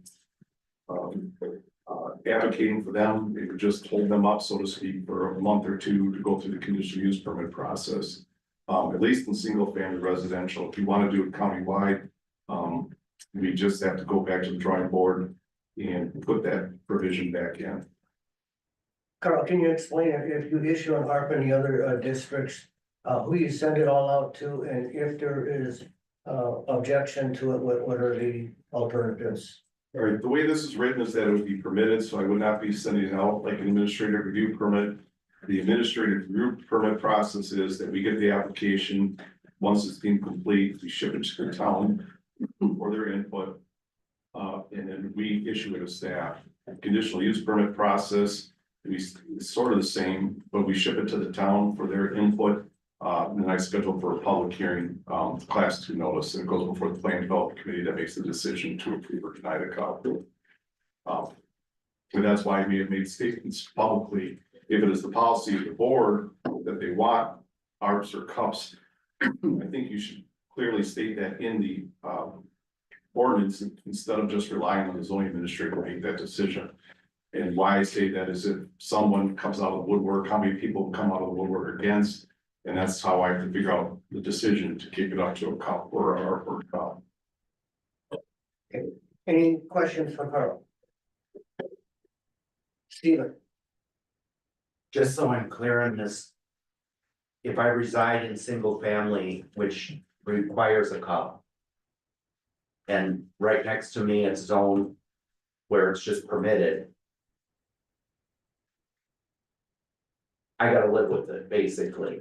I mean, I can still come and contest it, right? I mean, I can come to the meeting or whatever, but your office is still permitting it. And you have no obligation to notify a household owner in a neighboring piece of property in which a 250-foot tower is going up.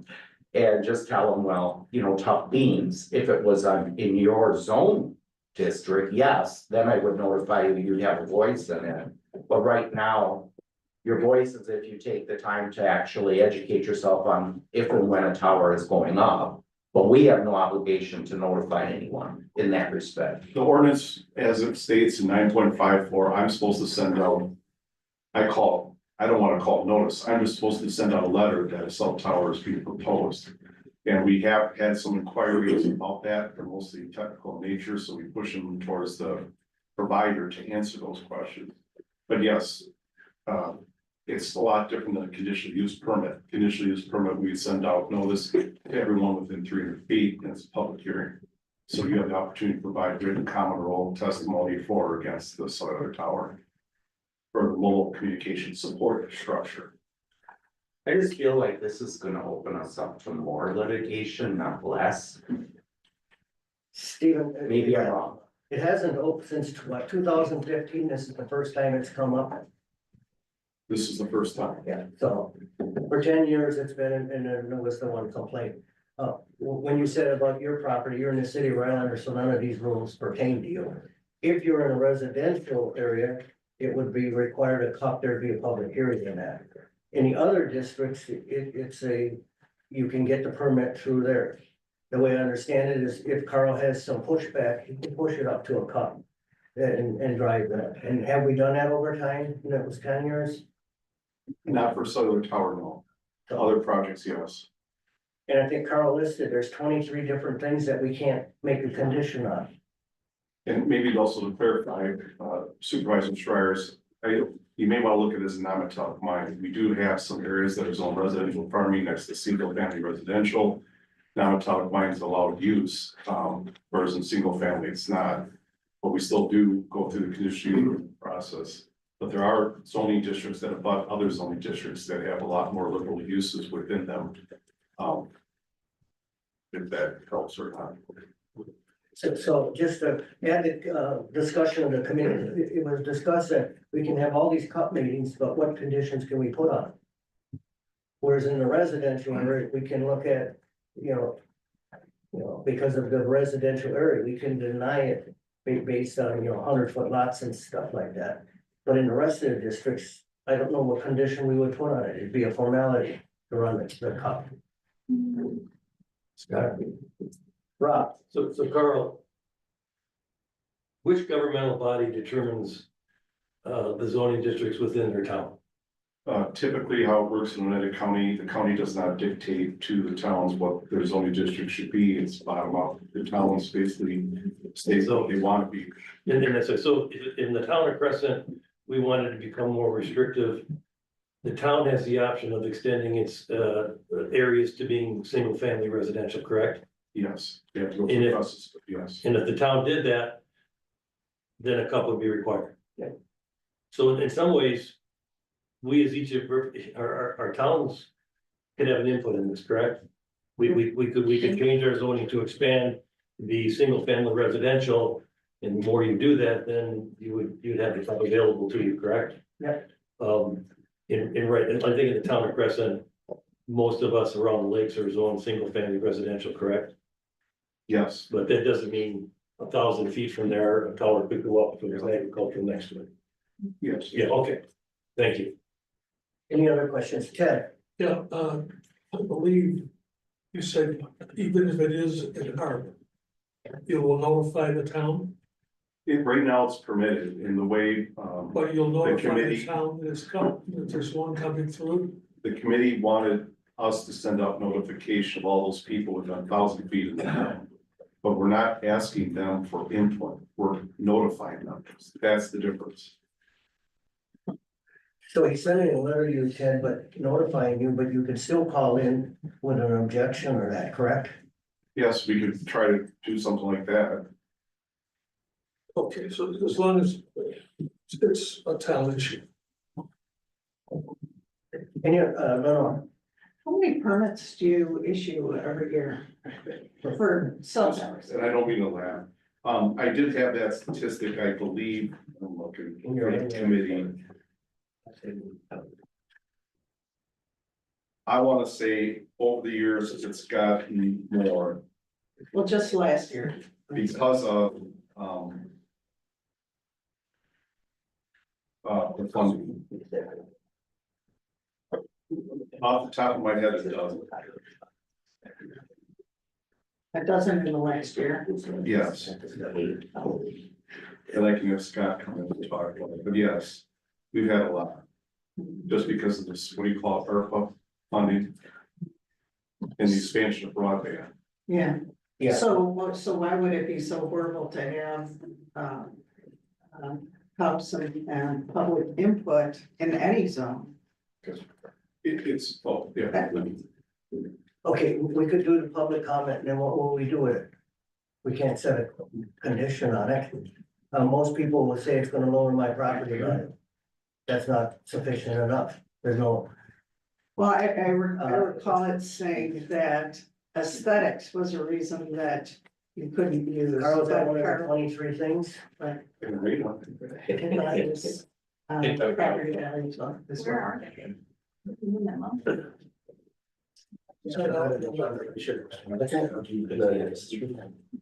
You can answer it. So Mike can answer there's a it. case, EcoSite LLC versus Town of Cedarburg.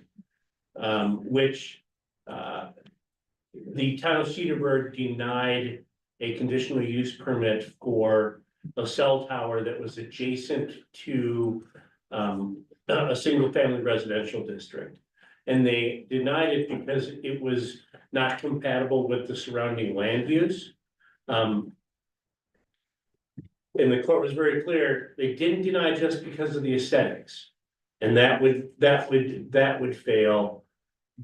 Saying, well, it just doesn't look nice. I mean, they really built it around how this didn't work with the adjoining land use, because the area it was put in was an agricultural area, but it was adjacent to to a single family residential. And the goal, the compatibility of those two districts was, to keep the impact low and relative to, high agriculture. So the court said that was okay. But you can't just be like, well, they're kind of ugly, we don't want them. Right, and I understand that part. But I was talking about the value, how it would affect the value of the home. That was not part of the consideration in EcoSite. As far as I can discern from the case. Okay, thank you. So explain, what would be substantial evidence for property value? Most people just get it and say it's gonna lower my property value. And that's it. They weren't, well, they didn't rely on that. Right. What they relied upon was that the use was so, that putting this That case. communication structure up in this area, it didn't work with what the land use of that area. Rob, Having lived in Cedarburg for a number of years, and what might be unique there is in Cedarburg, if you have a subdivision and then you have an ag land next to it, what often happens is it stays ag land until the person passes away. And then people that inherit the land sell it and it becomes another subdivision. So they may have been looking at, you've got a subdivision here, just to the west, that is another 40 acres. That's gonna become a single family development sometime.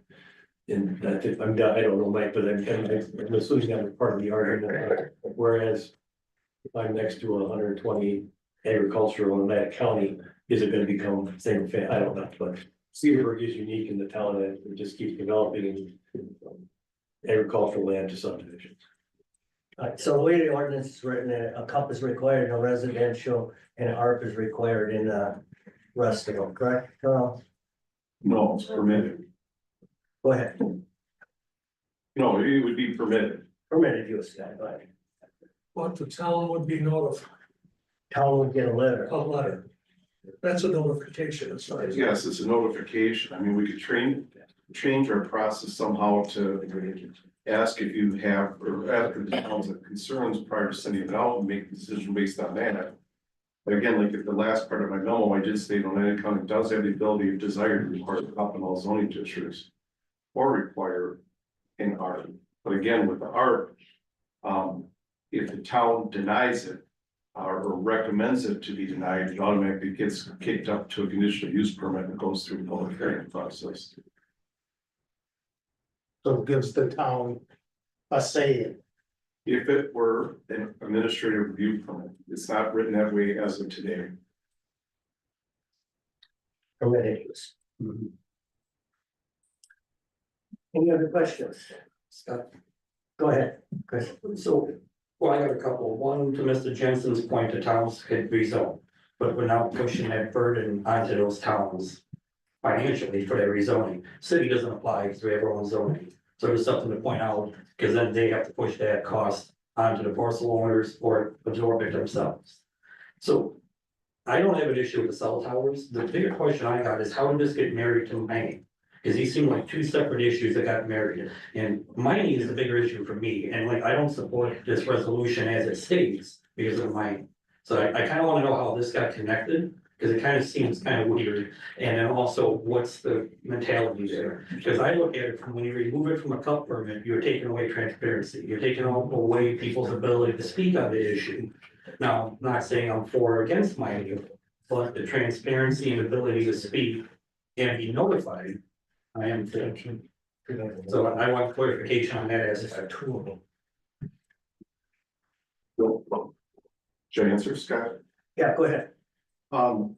Just because I wanted to be nefarious, and that's not a funny comment. Why I started off, it's called a fix-up package. So once I open up 9.20, and 9.20 needs a lot of other fix-ups. I want specifically in there cellular towers, because again, we have pending applications that are before us that I don't know what to do with, so we were trying to get 9.20 fixed up. Comments have been made at committee levels for years about metallic mining. Right now, under 9.61, because Oneida County has a standalone metallic mining ordinance, which is, I think, more restrictive or more specific than 9.20. And in 9.61, like I stated in the memo, there is perception that ordinance amendment 09/2024 will allow metallic mineral exploration, bulk sampling, and mining in additional zoning districts. To the contrary, section 9.61 H1 and 9.61 N2 currently allow metallic mining exploration, non-ferrous mining in the zoning districts discussed above, which is Forestry 1A, District number 8, manufacturing industrial, and District number 10, general use. So when people go to take a look at 9.20, they should realize that metallic mineral mining or exploration is an allowed use within those zoning districts. The same thing with transfer stations. Transfer stations, which is where you take your garbage to, not garbage recyclables, it gets repackaged and gets shipped out. Nowhere in our ordinance does it talk about transfer stations. So we've been subject to a bunch of applications, and I discussed the issue with the committee. I said, what zoning districts do you want to see a transfer station as conditional use permit? They indicated what zoning districts they want that to be in, and so that was also part of the fix-up package. And also, again, there were some old provisions in there that relate to old moratoriums that we just removed. And so that's why it got put in there. There should have been a lot more put in there, but I just didn't have the time to put it all in there. And the committee has not had a comprehensive discussion of 9.20 in general, because there's a lot of other uses that have been permitted in certain zoning districts as an unspecified use that I didn't have a chance to hear of, if that makes sense. Yes, and I wasn't implying that. No, I'm just fair. joking. Yeah. So the timely issue at hand is a cell tower based on the amount of permits that are coming in, based on the funding sources. And just potential conflicts with other chapters in our ordinances. So would you be open to the concept of removing the mining aspects that you have for modification and just dividing it to only do for the cell towers at this time? It's not my call, it's your call, but I'll talk to council. I think council would state, if you look at 9.61 and 9.61, it says it's allowed in these zoning districts, just because it doesn't say in 9.20. I think council is going to say 9.61 is more specific. That's a question for council. And that's correct. And relative to the mining, all you're doing is, if someone looked at 9.20 and they look in forestry, it doesn't say that mining is allowed. 9.61 says mining is allowed in forestry. So what you're doing is you're saying, you're letting people know when they look at 9.20 that this is allowed in this district. It currently is. Currently, if someone comes in under 9.61 and files for a permit for bulk sampling in a forestry district, they are filing for the proper permit in the proper district. So you're not changing the law by adding it to 9.20. You're making sure that people don't have to search through the entirety of the ordinance to find out that it's allowed in forestry. So it's really, right now, if you look at 9.20, you wouldn't know that mining is allowed. But in 9.61, it says it is. So the idea is to make sure that you're being clear in 9.20 as to what is allowed where. So would it be appropriate just to add a reference in this section to refer to that section? That way it makes it easier for the user. It's in there. Well, I mean, I think the goal is that someone looking at 9.20 can see all of the permitted, administrative review, conditional, and prohibited just in that one section. So that's what Carl's doing. It really is cleaning it up so that there's, you can have the one-stop shopping of going to 9.20 and knowing that mining is a permitted use in forestry. Thank you, your turn. Any other questions for Carl? I am curious about the conditions as it relates to the cell tower in single family. What conditions can we impose? That was the question asked the council meeting. So you could use the purpose statement, residential, All I know is what the there's conditions, multiple other things. all I know is what the conditions couldn't be. There's 23 conditions that it can't be. Remind me where that list is? I'll read it, I'd love to talk. You go in the state stats under his name, there's a bunch of. Limitations, with regard to the activity described in subparagraph 2A or a class 2 co-location, or a class 2 location is you're putting additional antenna on an existing tower. You cannot impose environmental testing, sampling, or monitoring requirements or other compliance measures for radio frequency emissions on mobile service facilities or mobile radio service providers. B, enact an ordinance imposing a moratorium on the permitting, construction, or approval of any such activity. C, enact an ordinance prohibiting the placement of a mobile service support structure in a particular location within the political subdivision. And that's where the rub was. We believe location is zoning district. The attorney argued contrary that if the legislature meant zoning district, it would have said that instead of location. D, charging mobile radio service provider a fee in excess of one of the following, which we don't, which is $500 for a class 2 co-location and $3,000 for a new cellular tower. E, charge mobile radio service provider any recurring fee for an activity described in subparagraph 2A. Permit third-party consultants to charge the applicant for any travel expenses incurred in the consultant's review of the mobile service permits or applicants. Some municipalities, this is me, some municipalities hire private consultants to review the application for their staff. G, disapprove an application to conduct an activity described in subparagraph 2 based solely on aesthetic concerns.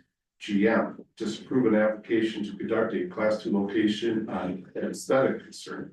H, enact or enforce an ordinance related to the radio frequency signal strength or the adequacy of the mobile service quality. I, impose a surety requirement, and that they say in excess of $20,000 if we do. Prohibit the placement of emergency power systems. K, require that a mobile service support structure be placed on property owned by a political subdivision. L, disapprove an application based solely on the height of the mobile support structure or on whether the structure requires lighting. M, condition approval of such activities on the agreement of a structure or mobile service facility owner to provide a space on or near the structure for the use of or by the political subdivision at less than the market rate or to provide the political subdivision and other services via the structure or facilities at less than the market rate.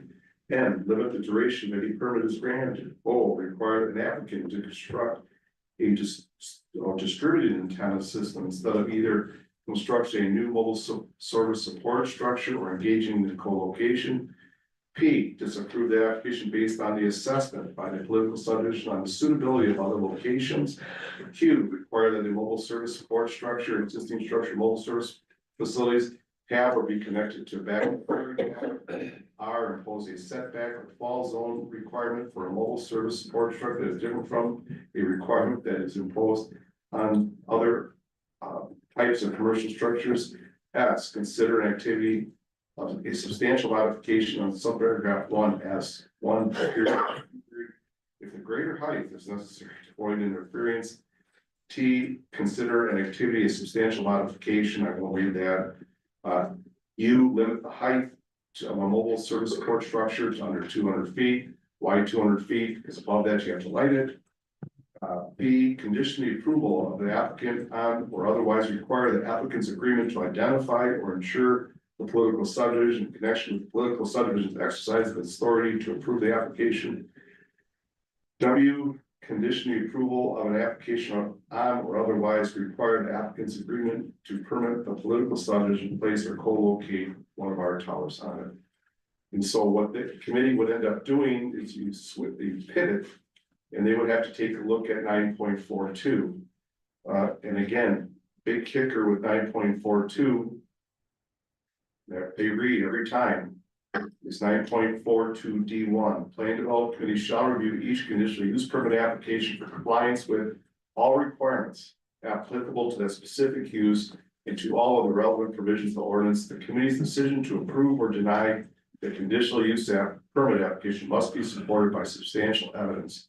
Substantial evidence means facts and information other than merely personal preferences or speculation directly pertaining to the requirements and conditions an applicant must meet to obtain a conditional use permit, and that reasonable persons would accept to support in support of the conclusion. And so to aid in that, they have to look at A through I. So again, they'd be looking at those requirements. But like Mr. Holowinski says, again, we had a treatment facility in the town of Cashion that was brought up, and both the applicant and the neighboring property owners did bring forward substantial evidence on why they believe that treatment facility was going to either decrease surrounding property values or do nothing to surrounding property values. The committee during that discussion did not consider generic comments in which I don't like it. I think it's going to decrease my property value. They wanted substantial evidence, being a statement from assessors and studies that show that in this instance, the cellular tower would decrease property values. Well, I'm certainly disappointed they couldn't find 3 more conditions that we can't use because they had X, Y, and Z that they could do. But that all being said, I guess it circles back to us, what conditions could you technically impose? I mean, they really covered a lot of bases there. So what purpose does the CUP serve in single family residential that you're just giving a permitted use every single other zoning district, but you're gonna reserve CUP just for this one? What purpose is the CUP serving then, if you have no conditions really at your disposal to enforce in the permit? I think Mike could answer the question. It's not that there's no conditions that can be imposed. And the court, Nico said, was very clear that the ordinance turns on whether the structure is compatible with the adjacent land and its current uses. So that's where the conditional use permit comes in. Not so much in the conditions that you're gonna put on a cell tower, but there may be some you would want to put on, you know, and I wouldn't care to speculate what those would be. But whether or not the sort of the genesis, or the reason for having conditional use is then whether or not a tower is an appropriate conditional use for that location, more so than what conditions will be put on it. Maybe it should look like a Christmas tree or a flagpole or. Which you can't do. But you can't do that, but you can determine in the conditional use process if that tower would be compatible with the adjacent land use. Well, but that begs the question, what literally makes it compatible if you've just given a litany of list of things that you can't That's utilize? what EcoSite says. Yeah. I mean, so there's the conditional use permits the committee to review any application for a tower location in single family. And there might be single family where it's appropriate to have a cell tower in a single family district because that use would be compatible. There may be other locations where, again, in single family, where it's not compatible with that land use. It allows the governmental body to make us individualized determination as to each application. And that's planning and zoning. Committee. The committee. Yes. That's why they get paid big bucks. So for 10 years, we haven't had one. Now, because of that court case, we're looking at doing it in single family now. I don't know how many towers he's had in single family areas, but. I had all that somewhere. The other question, a word that gets used a lot is adjacent. So what about proximity? And I kind of referenced it earlier, if my house is right there, adjacent to where it's permitted, does that allow me to challenge it? And does that allow the county to say, maybe we can deny the permit because it's too close to? Or has nothing yet been determined on what that actually means, that word adjacent? I mean, it's one thing if it's 1,000 yards from your home, it's another thing if literally the foot of the tower is in your backyard. But if it's in a permitted area.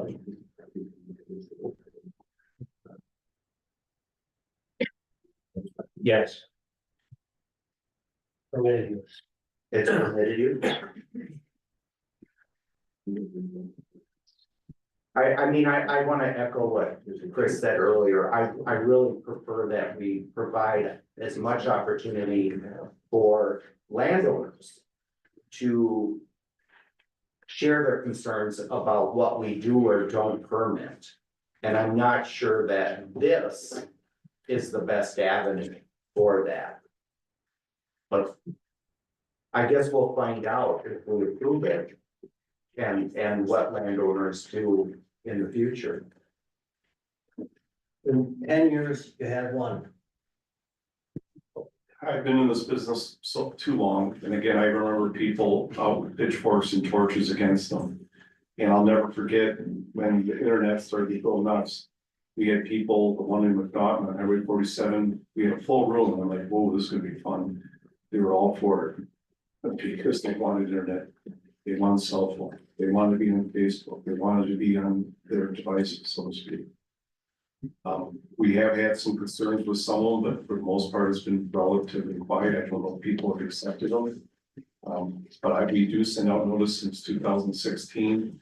And that I don't believe I'm pitting. We have not had a lot of responses.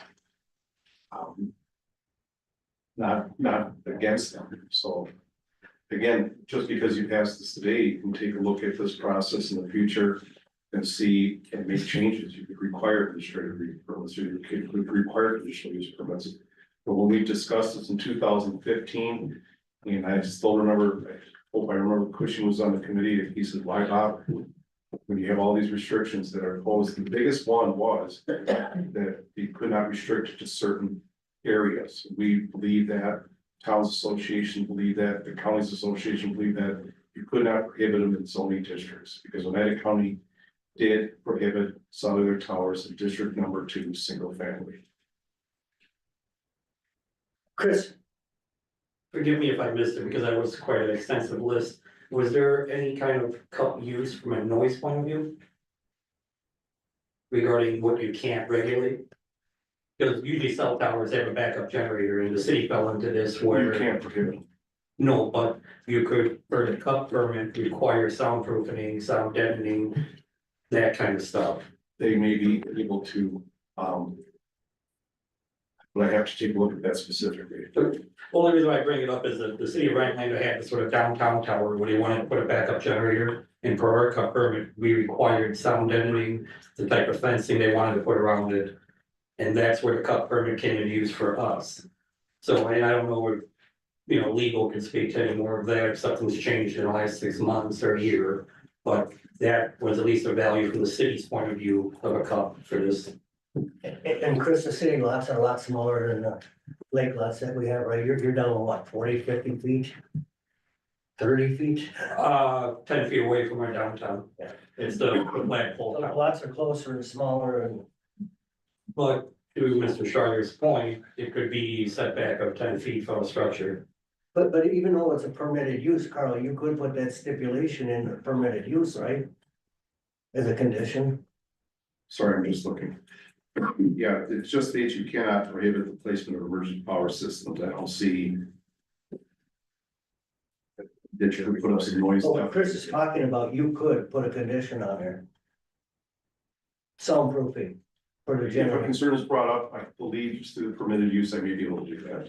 I'm not promising that though. Any other questions? I'm looking at section 9.22, single family residential.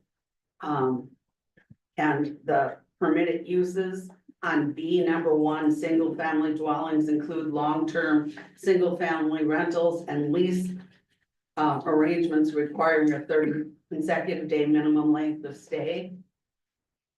Does that mean that tourist rooming houses don't count, you can't do them in residential? That's part of the overall fix-up package for 9.20 because Oneida County regulates. Tourist rooming houses under 9.58 and we have to allow short-term rentals, but in single family residential. Under 9.58 or 9.56, you have to have 6 consecutive days or greater. So this is carried over. We're gonna keep the 30 days as a permitted use, but we are gonna add in administrative review permits for tourist room houses. Does that make sense, or did they talk about that issue? Well, yeah, because I'm from Three Lakes and we've asked for the ability to do less than 6 consecutive days, especially during off-season. Because a lot of people don't want to rent for a whole week. And you would block it out for the week, but only let, have them pay for 4 days or something. But you wouldn't re-rent it to a second group. Yeah, I guess call it, that's off the subject that we're on right now. Well, I'm just wondering why it doesn't say tourist rooming house. Because I didn't fix that. Yeah. It's in the document. Any other questions? Yeah, another question, just it boils down to, for me, and maybe for the rest of you, that this is an issue of transparency.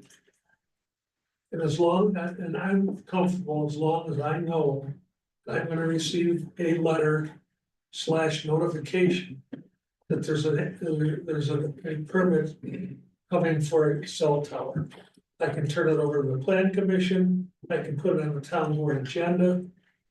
And we can either say this is great, or we can say, sorry, we don't agree with it. We'd like it bumped up to a conditional use permit. And I can't state that this would do that for you. If that would be the intent, I would put in language in the zoning districts that would require. I'd have to take a look at the wording, but administrative review permit for cellular towers or for mobile communication support structures. Again, the notification that I give you or the county gives you is just a notification that we have a permit in and it's. But we do have a voice in it. We can contact you and tell you that we are in favor of it. It doesn't mean it won't happen.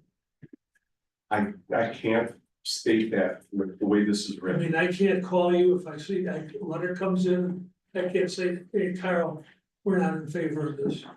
The way it is written as of today.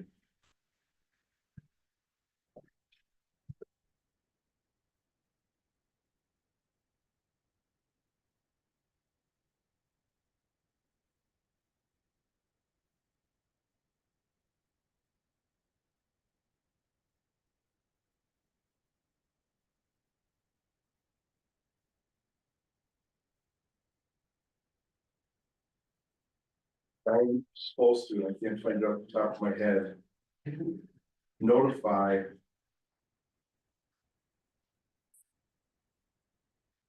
Individuals, including the town, within 1,000 feet. Of the proposed tower.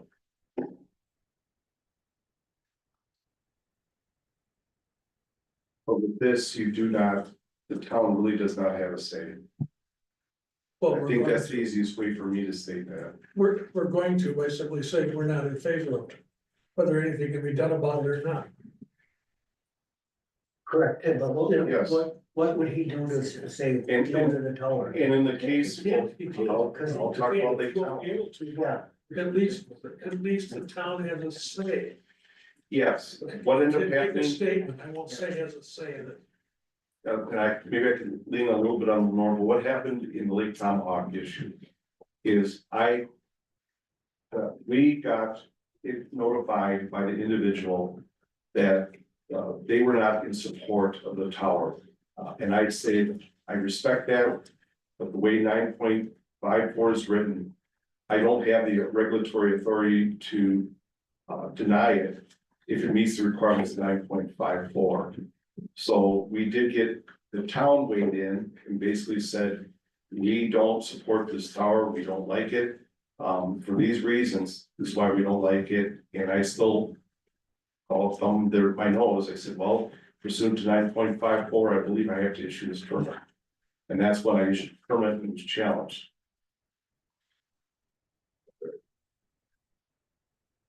So again, if you're looking for town input, I would have to take this back to the drawing board and get administrative review from or something.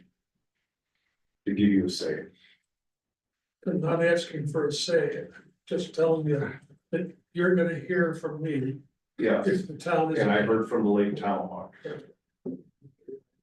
and what can he do about it? That's the problem. I know, but at least And that's we why, go on record saying we don't like it. any further discussion? Then when there's a new zoning director, all this is on file. And it'll be long after I'm gone, I'll tell you that. Steven, Two things. One, personally, I'm concerned that we're technically codifying in our own language the inability to regulate something like this. That concerns me a lot. So we're basically rubber stamping it by adopting this language. At the very minimum, I would like an administrative review permit to be required anywhere other than where CUP is required. So at the very least, there's a requirement on notifications, et cetera, to the towns. There's a process in place there. I don't know why that would be such a big burden. It's not like we're putting up these towers everywhere, every day. Two, maybe Tony can speak to this, Mr. Carroll. How or in what way would this impact our ability to continue on with the proposed towers for the broadband that we're working on? Would this in any way impact any of that? Cause I don't wanna shooting ourselves in the foot now and then find out, yay, we got money for this. Oh, now we can't put towers here, or we need to do this differently. And it just puts everything in, back to square one. We don't need to do that if we can avoid it. I don't really have a say on that, and Colette, you kind of much, but we've been working with forest departments and stuff like that to get out the midst through that situation. And John handles most of that for getting in there. So. Okay. Well, so Stephen, on your comment about the county didn't have any choice. Tourist rooming house wasn't our idea. That got passed down. Same with the cell towers. The towers came down. So it took our control and said you have to allow these things. I mean, we've had so many complaints about tourist rooming houses since that's been passed. But any further discussion? Cut. I just wanted to reiterate, I would feel comfortable passing this if we took the metallic mineral exploration out. I think it's squished in here where we really haven't had a chance to think through it more. A little history behind that, when we had that, what do you call it, non-binding resolution, referendum, when was that, 17, 18? 18 or 19. 18, somewhere in there. After that, the county board, even though we had the county board that would buy 40, 50 people in the audience said, don't put this in forestry district. The county board voted like 16 to 17 to put it in there. A year later, and who was on the county board down here from that era, Van Ralph, bought another one to the county board, and the same thing happened. And the county board held it that they would keep that in the forestry district. So it's been on the table twice already. And I can get more detail. I have a record at home on the whole thing, but you're saying that the P and Z did this, but the county board did it twice already. And I can try to have her full minutes of it. Try finding it. But there's been opposition ever since that referendum, that non-binding referendum, and it's always pointed, but it's been the county board's final decision to keep that in forestry the way it is. When they say there's no town control, the ordinance, I think, truly allows the town's input in that, right, Carl? In metallic mining? Yeah. Oh, yes. Well, I can tell you, we have a town ordinance, they have to get approval from the town before they can even start. We also followed up on 9.61, all we've ever done is exploration. But yes, at least if you want to enter into a local agreement, you have to have input from the town. And just for the county board supervisors reference, I mean, if you. Maybe I should say that, never mind. Well, it's. At any time, you can propose an ordinance amendment to remove those zoning districts. But again, like Mr. Holowinski has stated, I mean, he's been criticized publicly. That it's him that's doing all this, but again, the record reflects this was discussed by you, the Atlantic County Board of Supervisors, to allow metallic mining and mineral exploration in District Forestry 1A and District Number 10 General Use. It was debated at the county board, and the county board made that decision unanimously. That's why it's in the ordinance. Carl, can you read the purpose statement for forestry? And that's the reason why.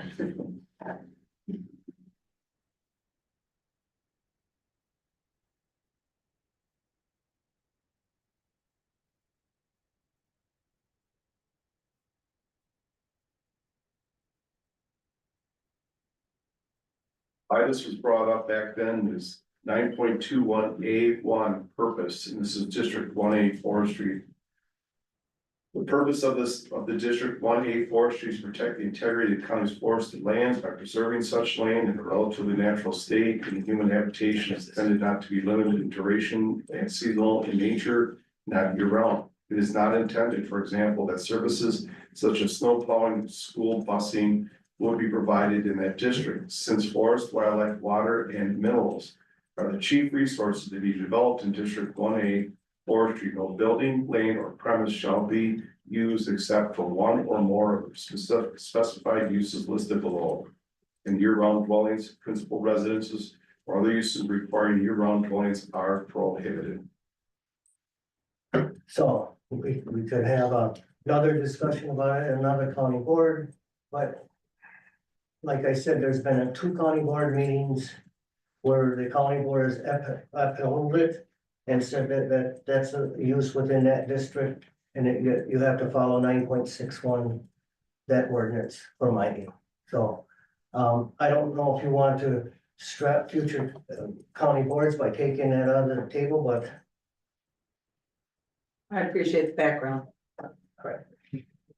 It's funny, as he's reading that, I'm like, how does the cell tower fit into that? That doesn't even, doesn't sound like it should be permitted, because it doesn't sound like it would fit into how you just described what the fundamental use of forestry should be. Yet once or twice now, we've had that proposed, haven't we, that we would cite cell towers in forestry 1A? As of today, under 9.21A5. Requires a conditional use permit, structures using communications subject 9.54. So this is one of the districts that we allowed them with conditional use permit, and other districts prohibit them. And that's why this was a fix-up package to get rid of the cups in some of those districts and do permitted. If you put the cell towers all on forestry, there wouldn't be many people to intercept it, would there? There's nobody out there hardly. So what would be the purpose of cell towers in an area that serves no people? Any further discussion? Hearing none, clerk will call the roll. Schreier, No. Ives, Aye. Sorgel, No, Freed, Aye. Ottinger, Aye. Hess, Aye. Fisher, Aye. Briggs, Aye. Showalter, No. Schultz, Aye. Almakinder, Aye.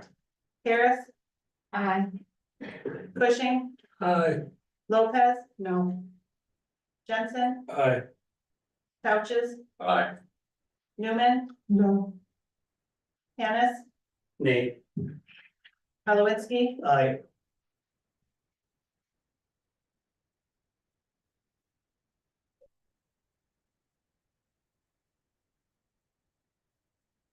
thirteen ayes, 6 no, 1 absent, 1 vacant. 13 ayes, 6 no, 1 absent and 1 vacant. Resolution 33, 2025 passes. Thank you, for giving me a run for the money. don't want to see you bored, Carl. All right, now we're gonna go on to the closed session. It is anticipated that a motion will be made second and approved by roll call vote to enter into closed session pursuant to section 19.85, parent 1, parent E, deliberating or negotiating the purchasing of public properties, the investment of public funds, or conducting other specific public business whenever competitive or bargaining reasons require closed session. Resolving the Timber Drive and Winnebago Street building ownership. It is anticipated that the county board will return to open session by roll call vote to consider the remainder of the meeting agenda. Announcements of action taken in closed session or take action based on closed session. No, if the announcement of action taken in closed session would compromise the need for the closed session, action taken will not be announced. Any action taken in closed session will be announced when the need for a closed session has passed. Any motion to go into closed session? All right, second? Second. Roll call vote, let's just go around. Dan? Aye. Aye. Aye. Aye. Aye. Aye. Aye. Aye. Aye. Aye. Aye. Aye. Aye. Aye. Aye. Aye. We're in closed session. I think Scott, do you want me to? Okay, we have to. Got you. Want me here?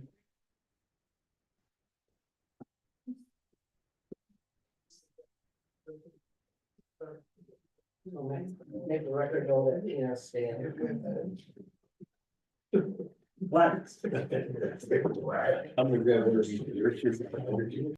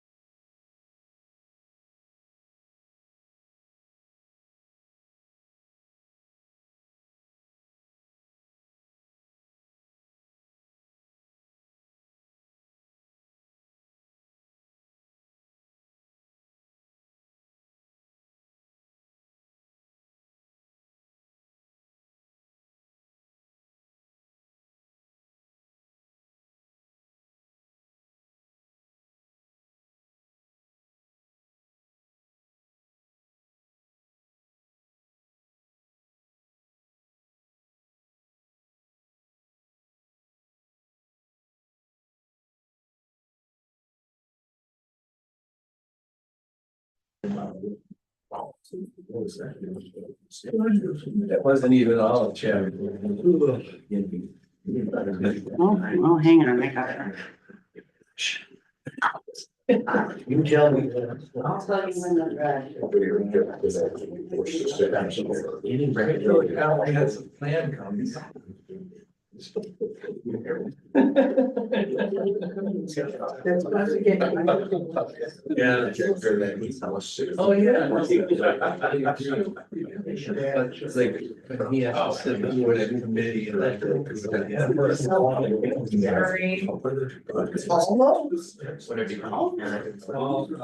Now, it's okay. Belly. We have a book of 500 dead. Hey, Heidi. Morning or afternoon, whatever. Yeah. Anyone think it's raining now? Think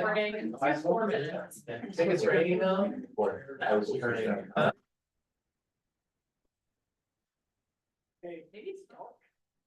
Announcements from closed session.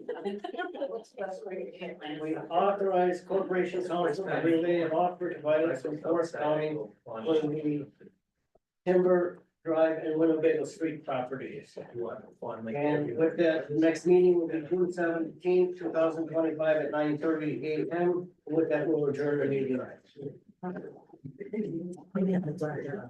Feel free to take a dessert on the way out. Oh, Yes. Yes.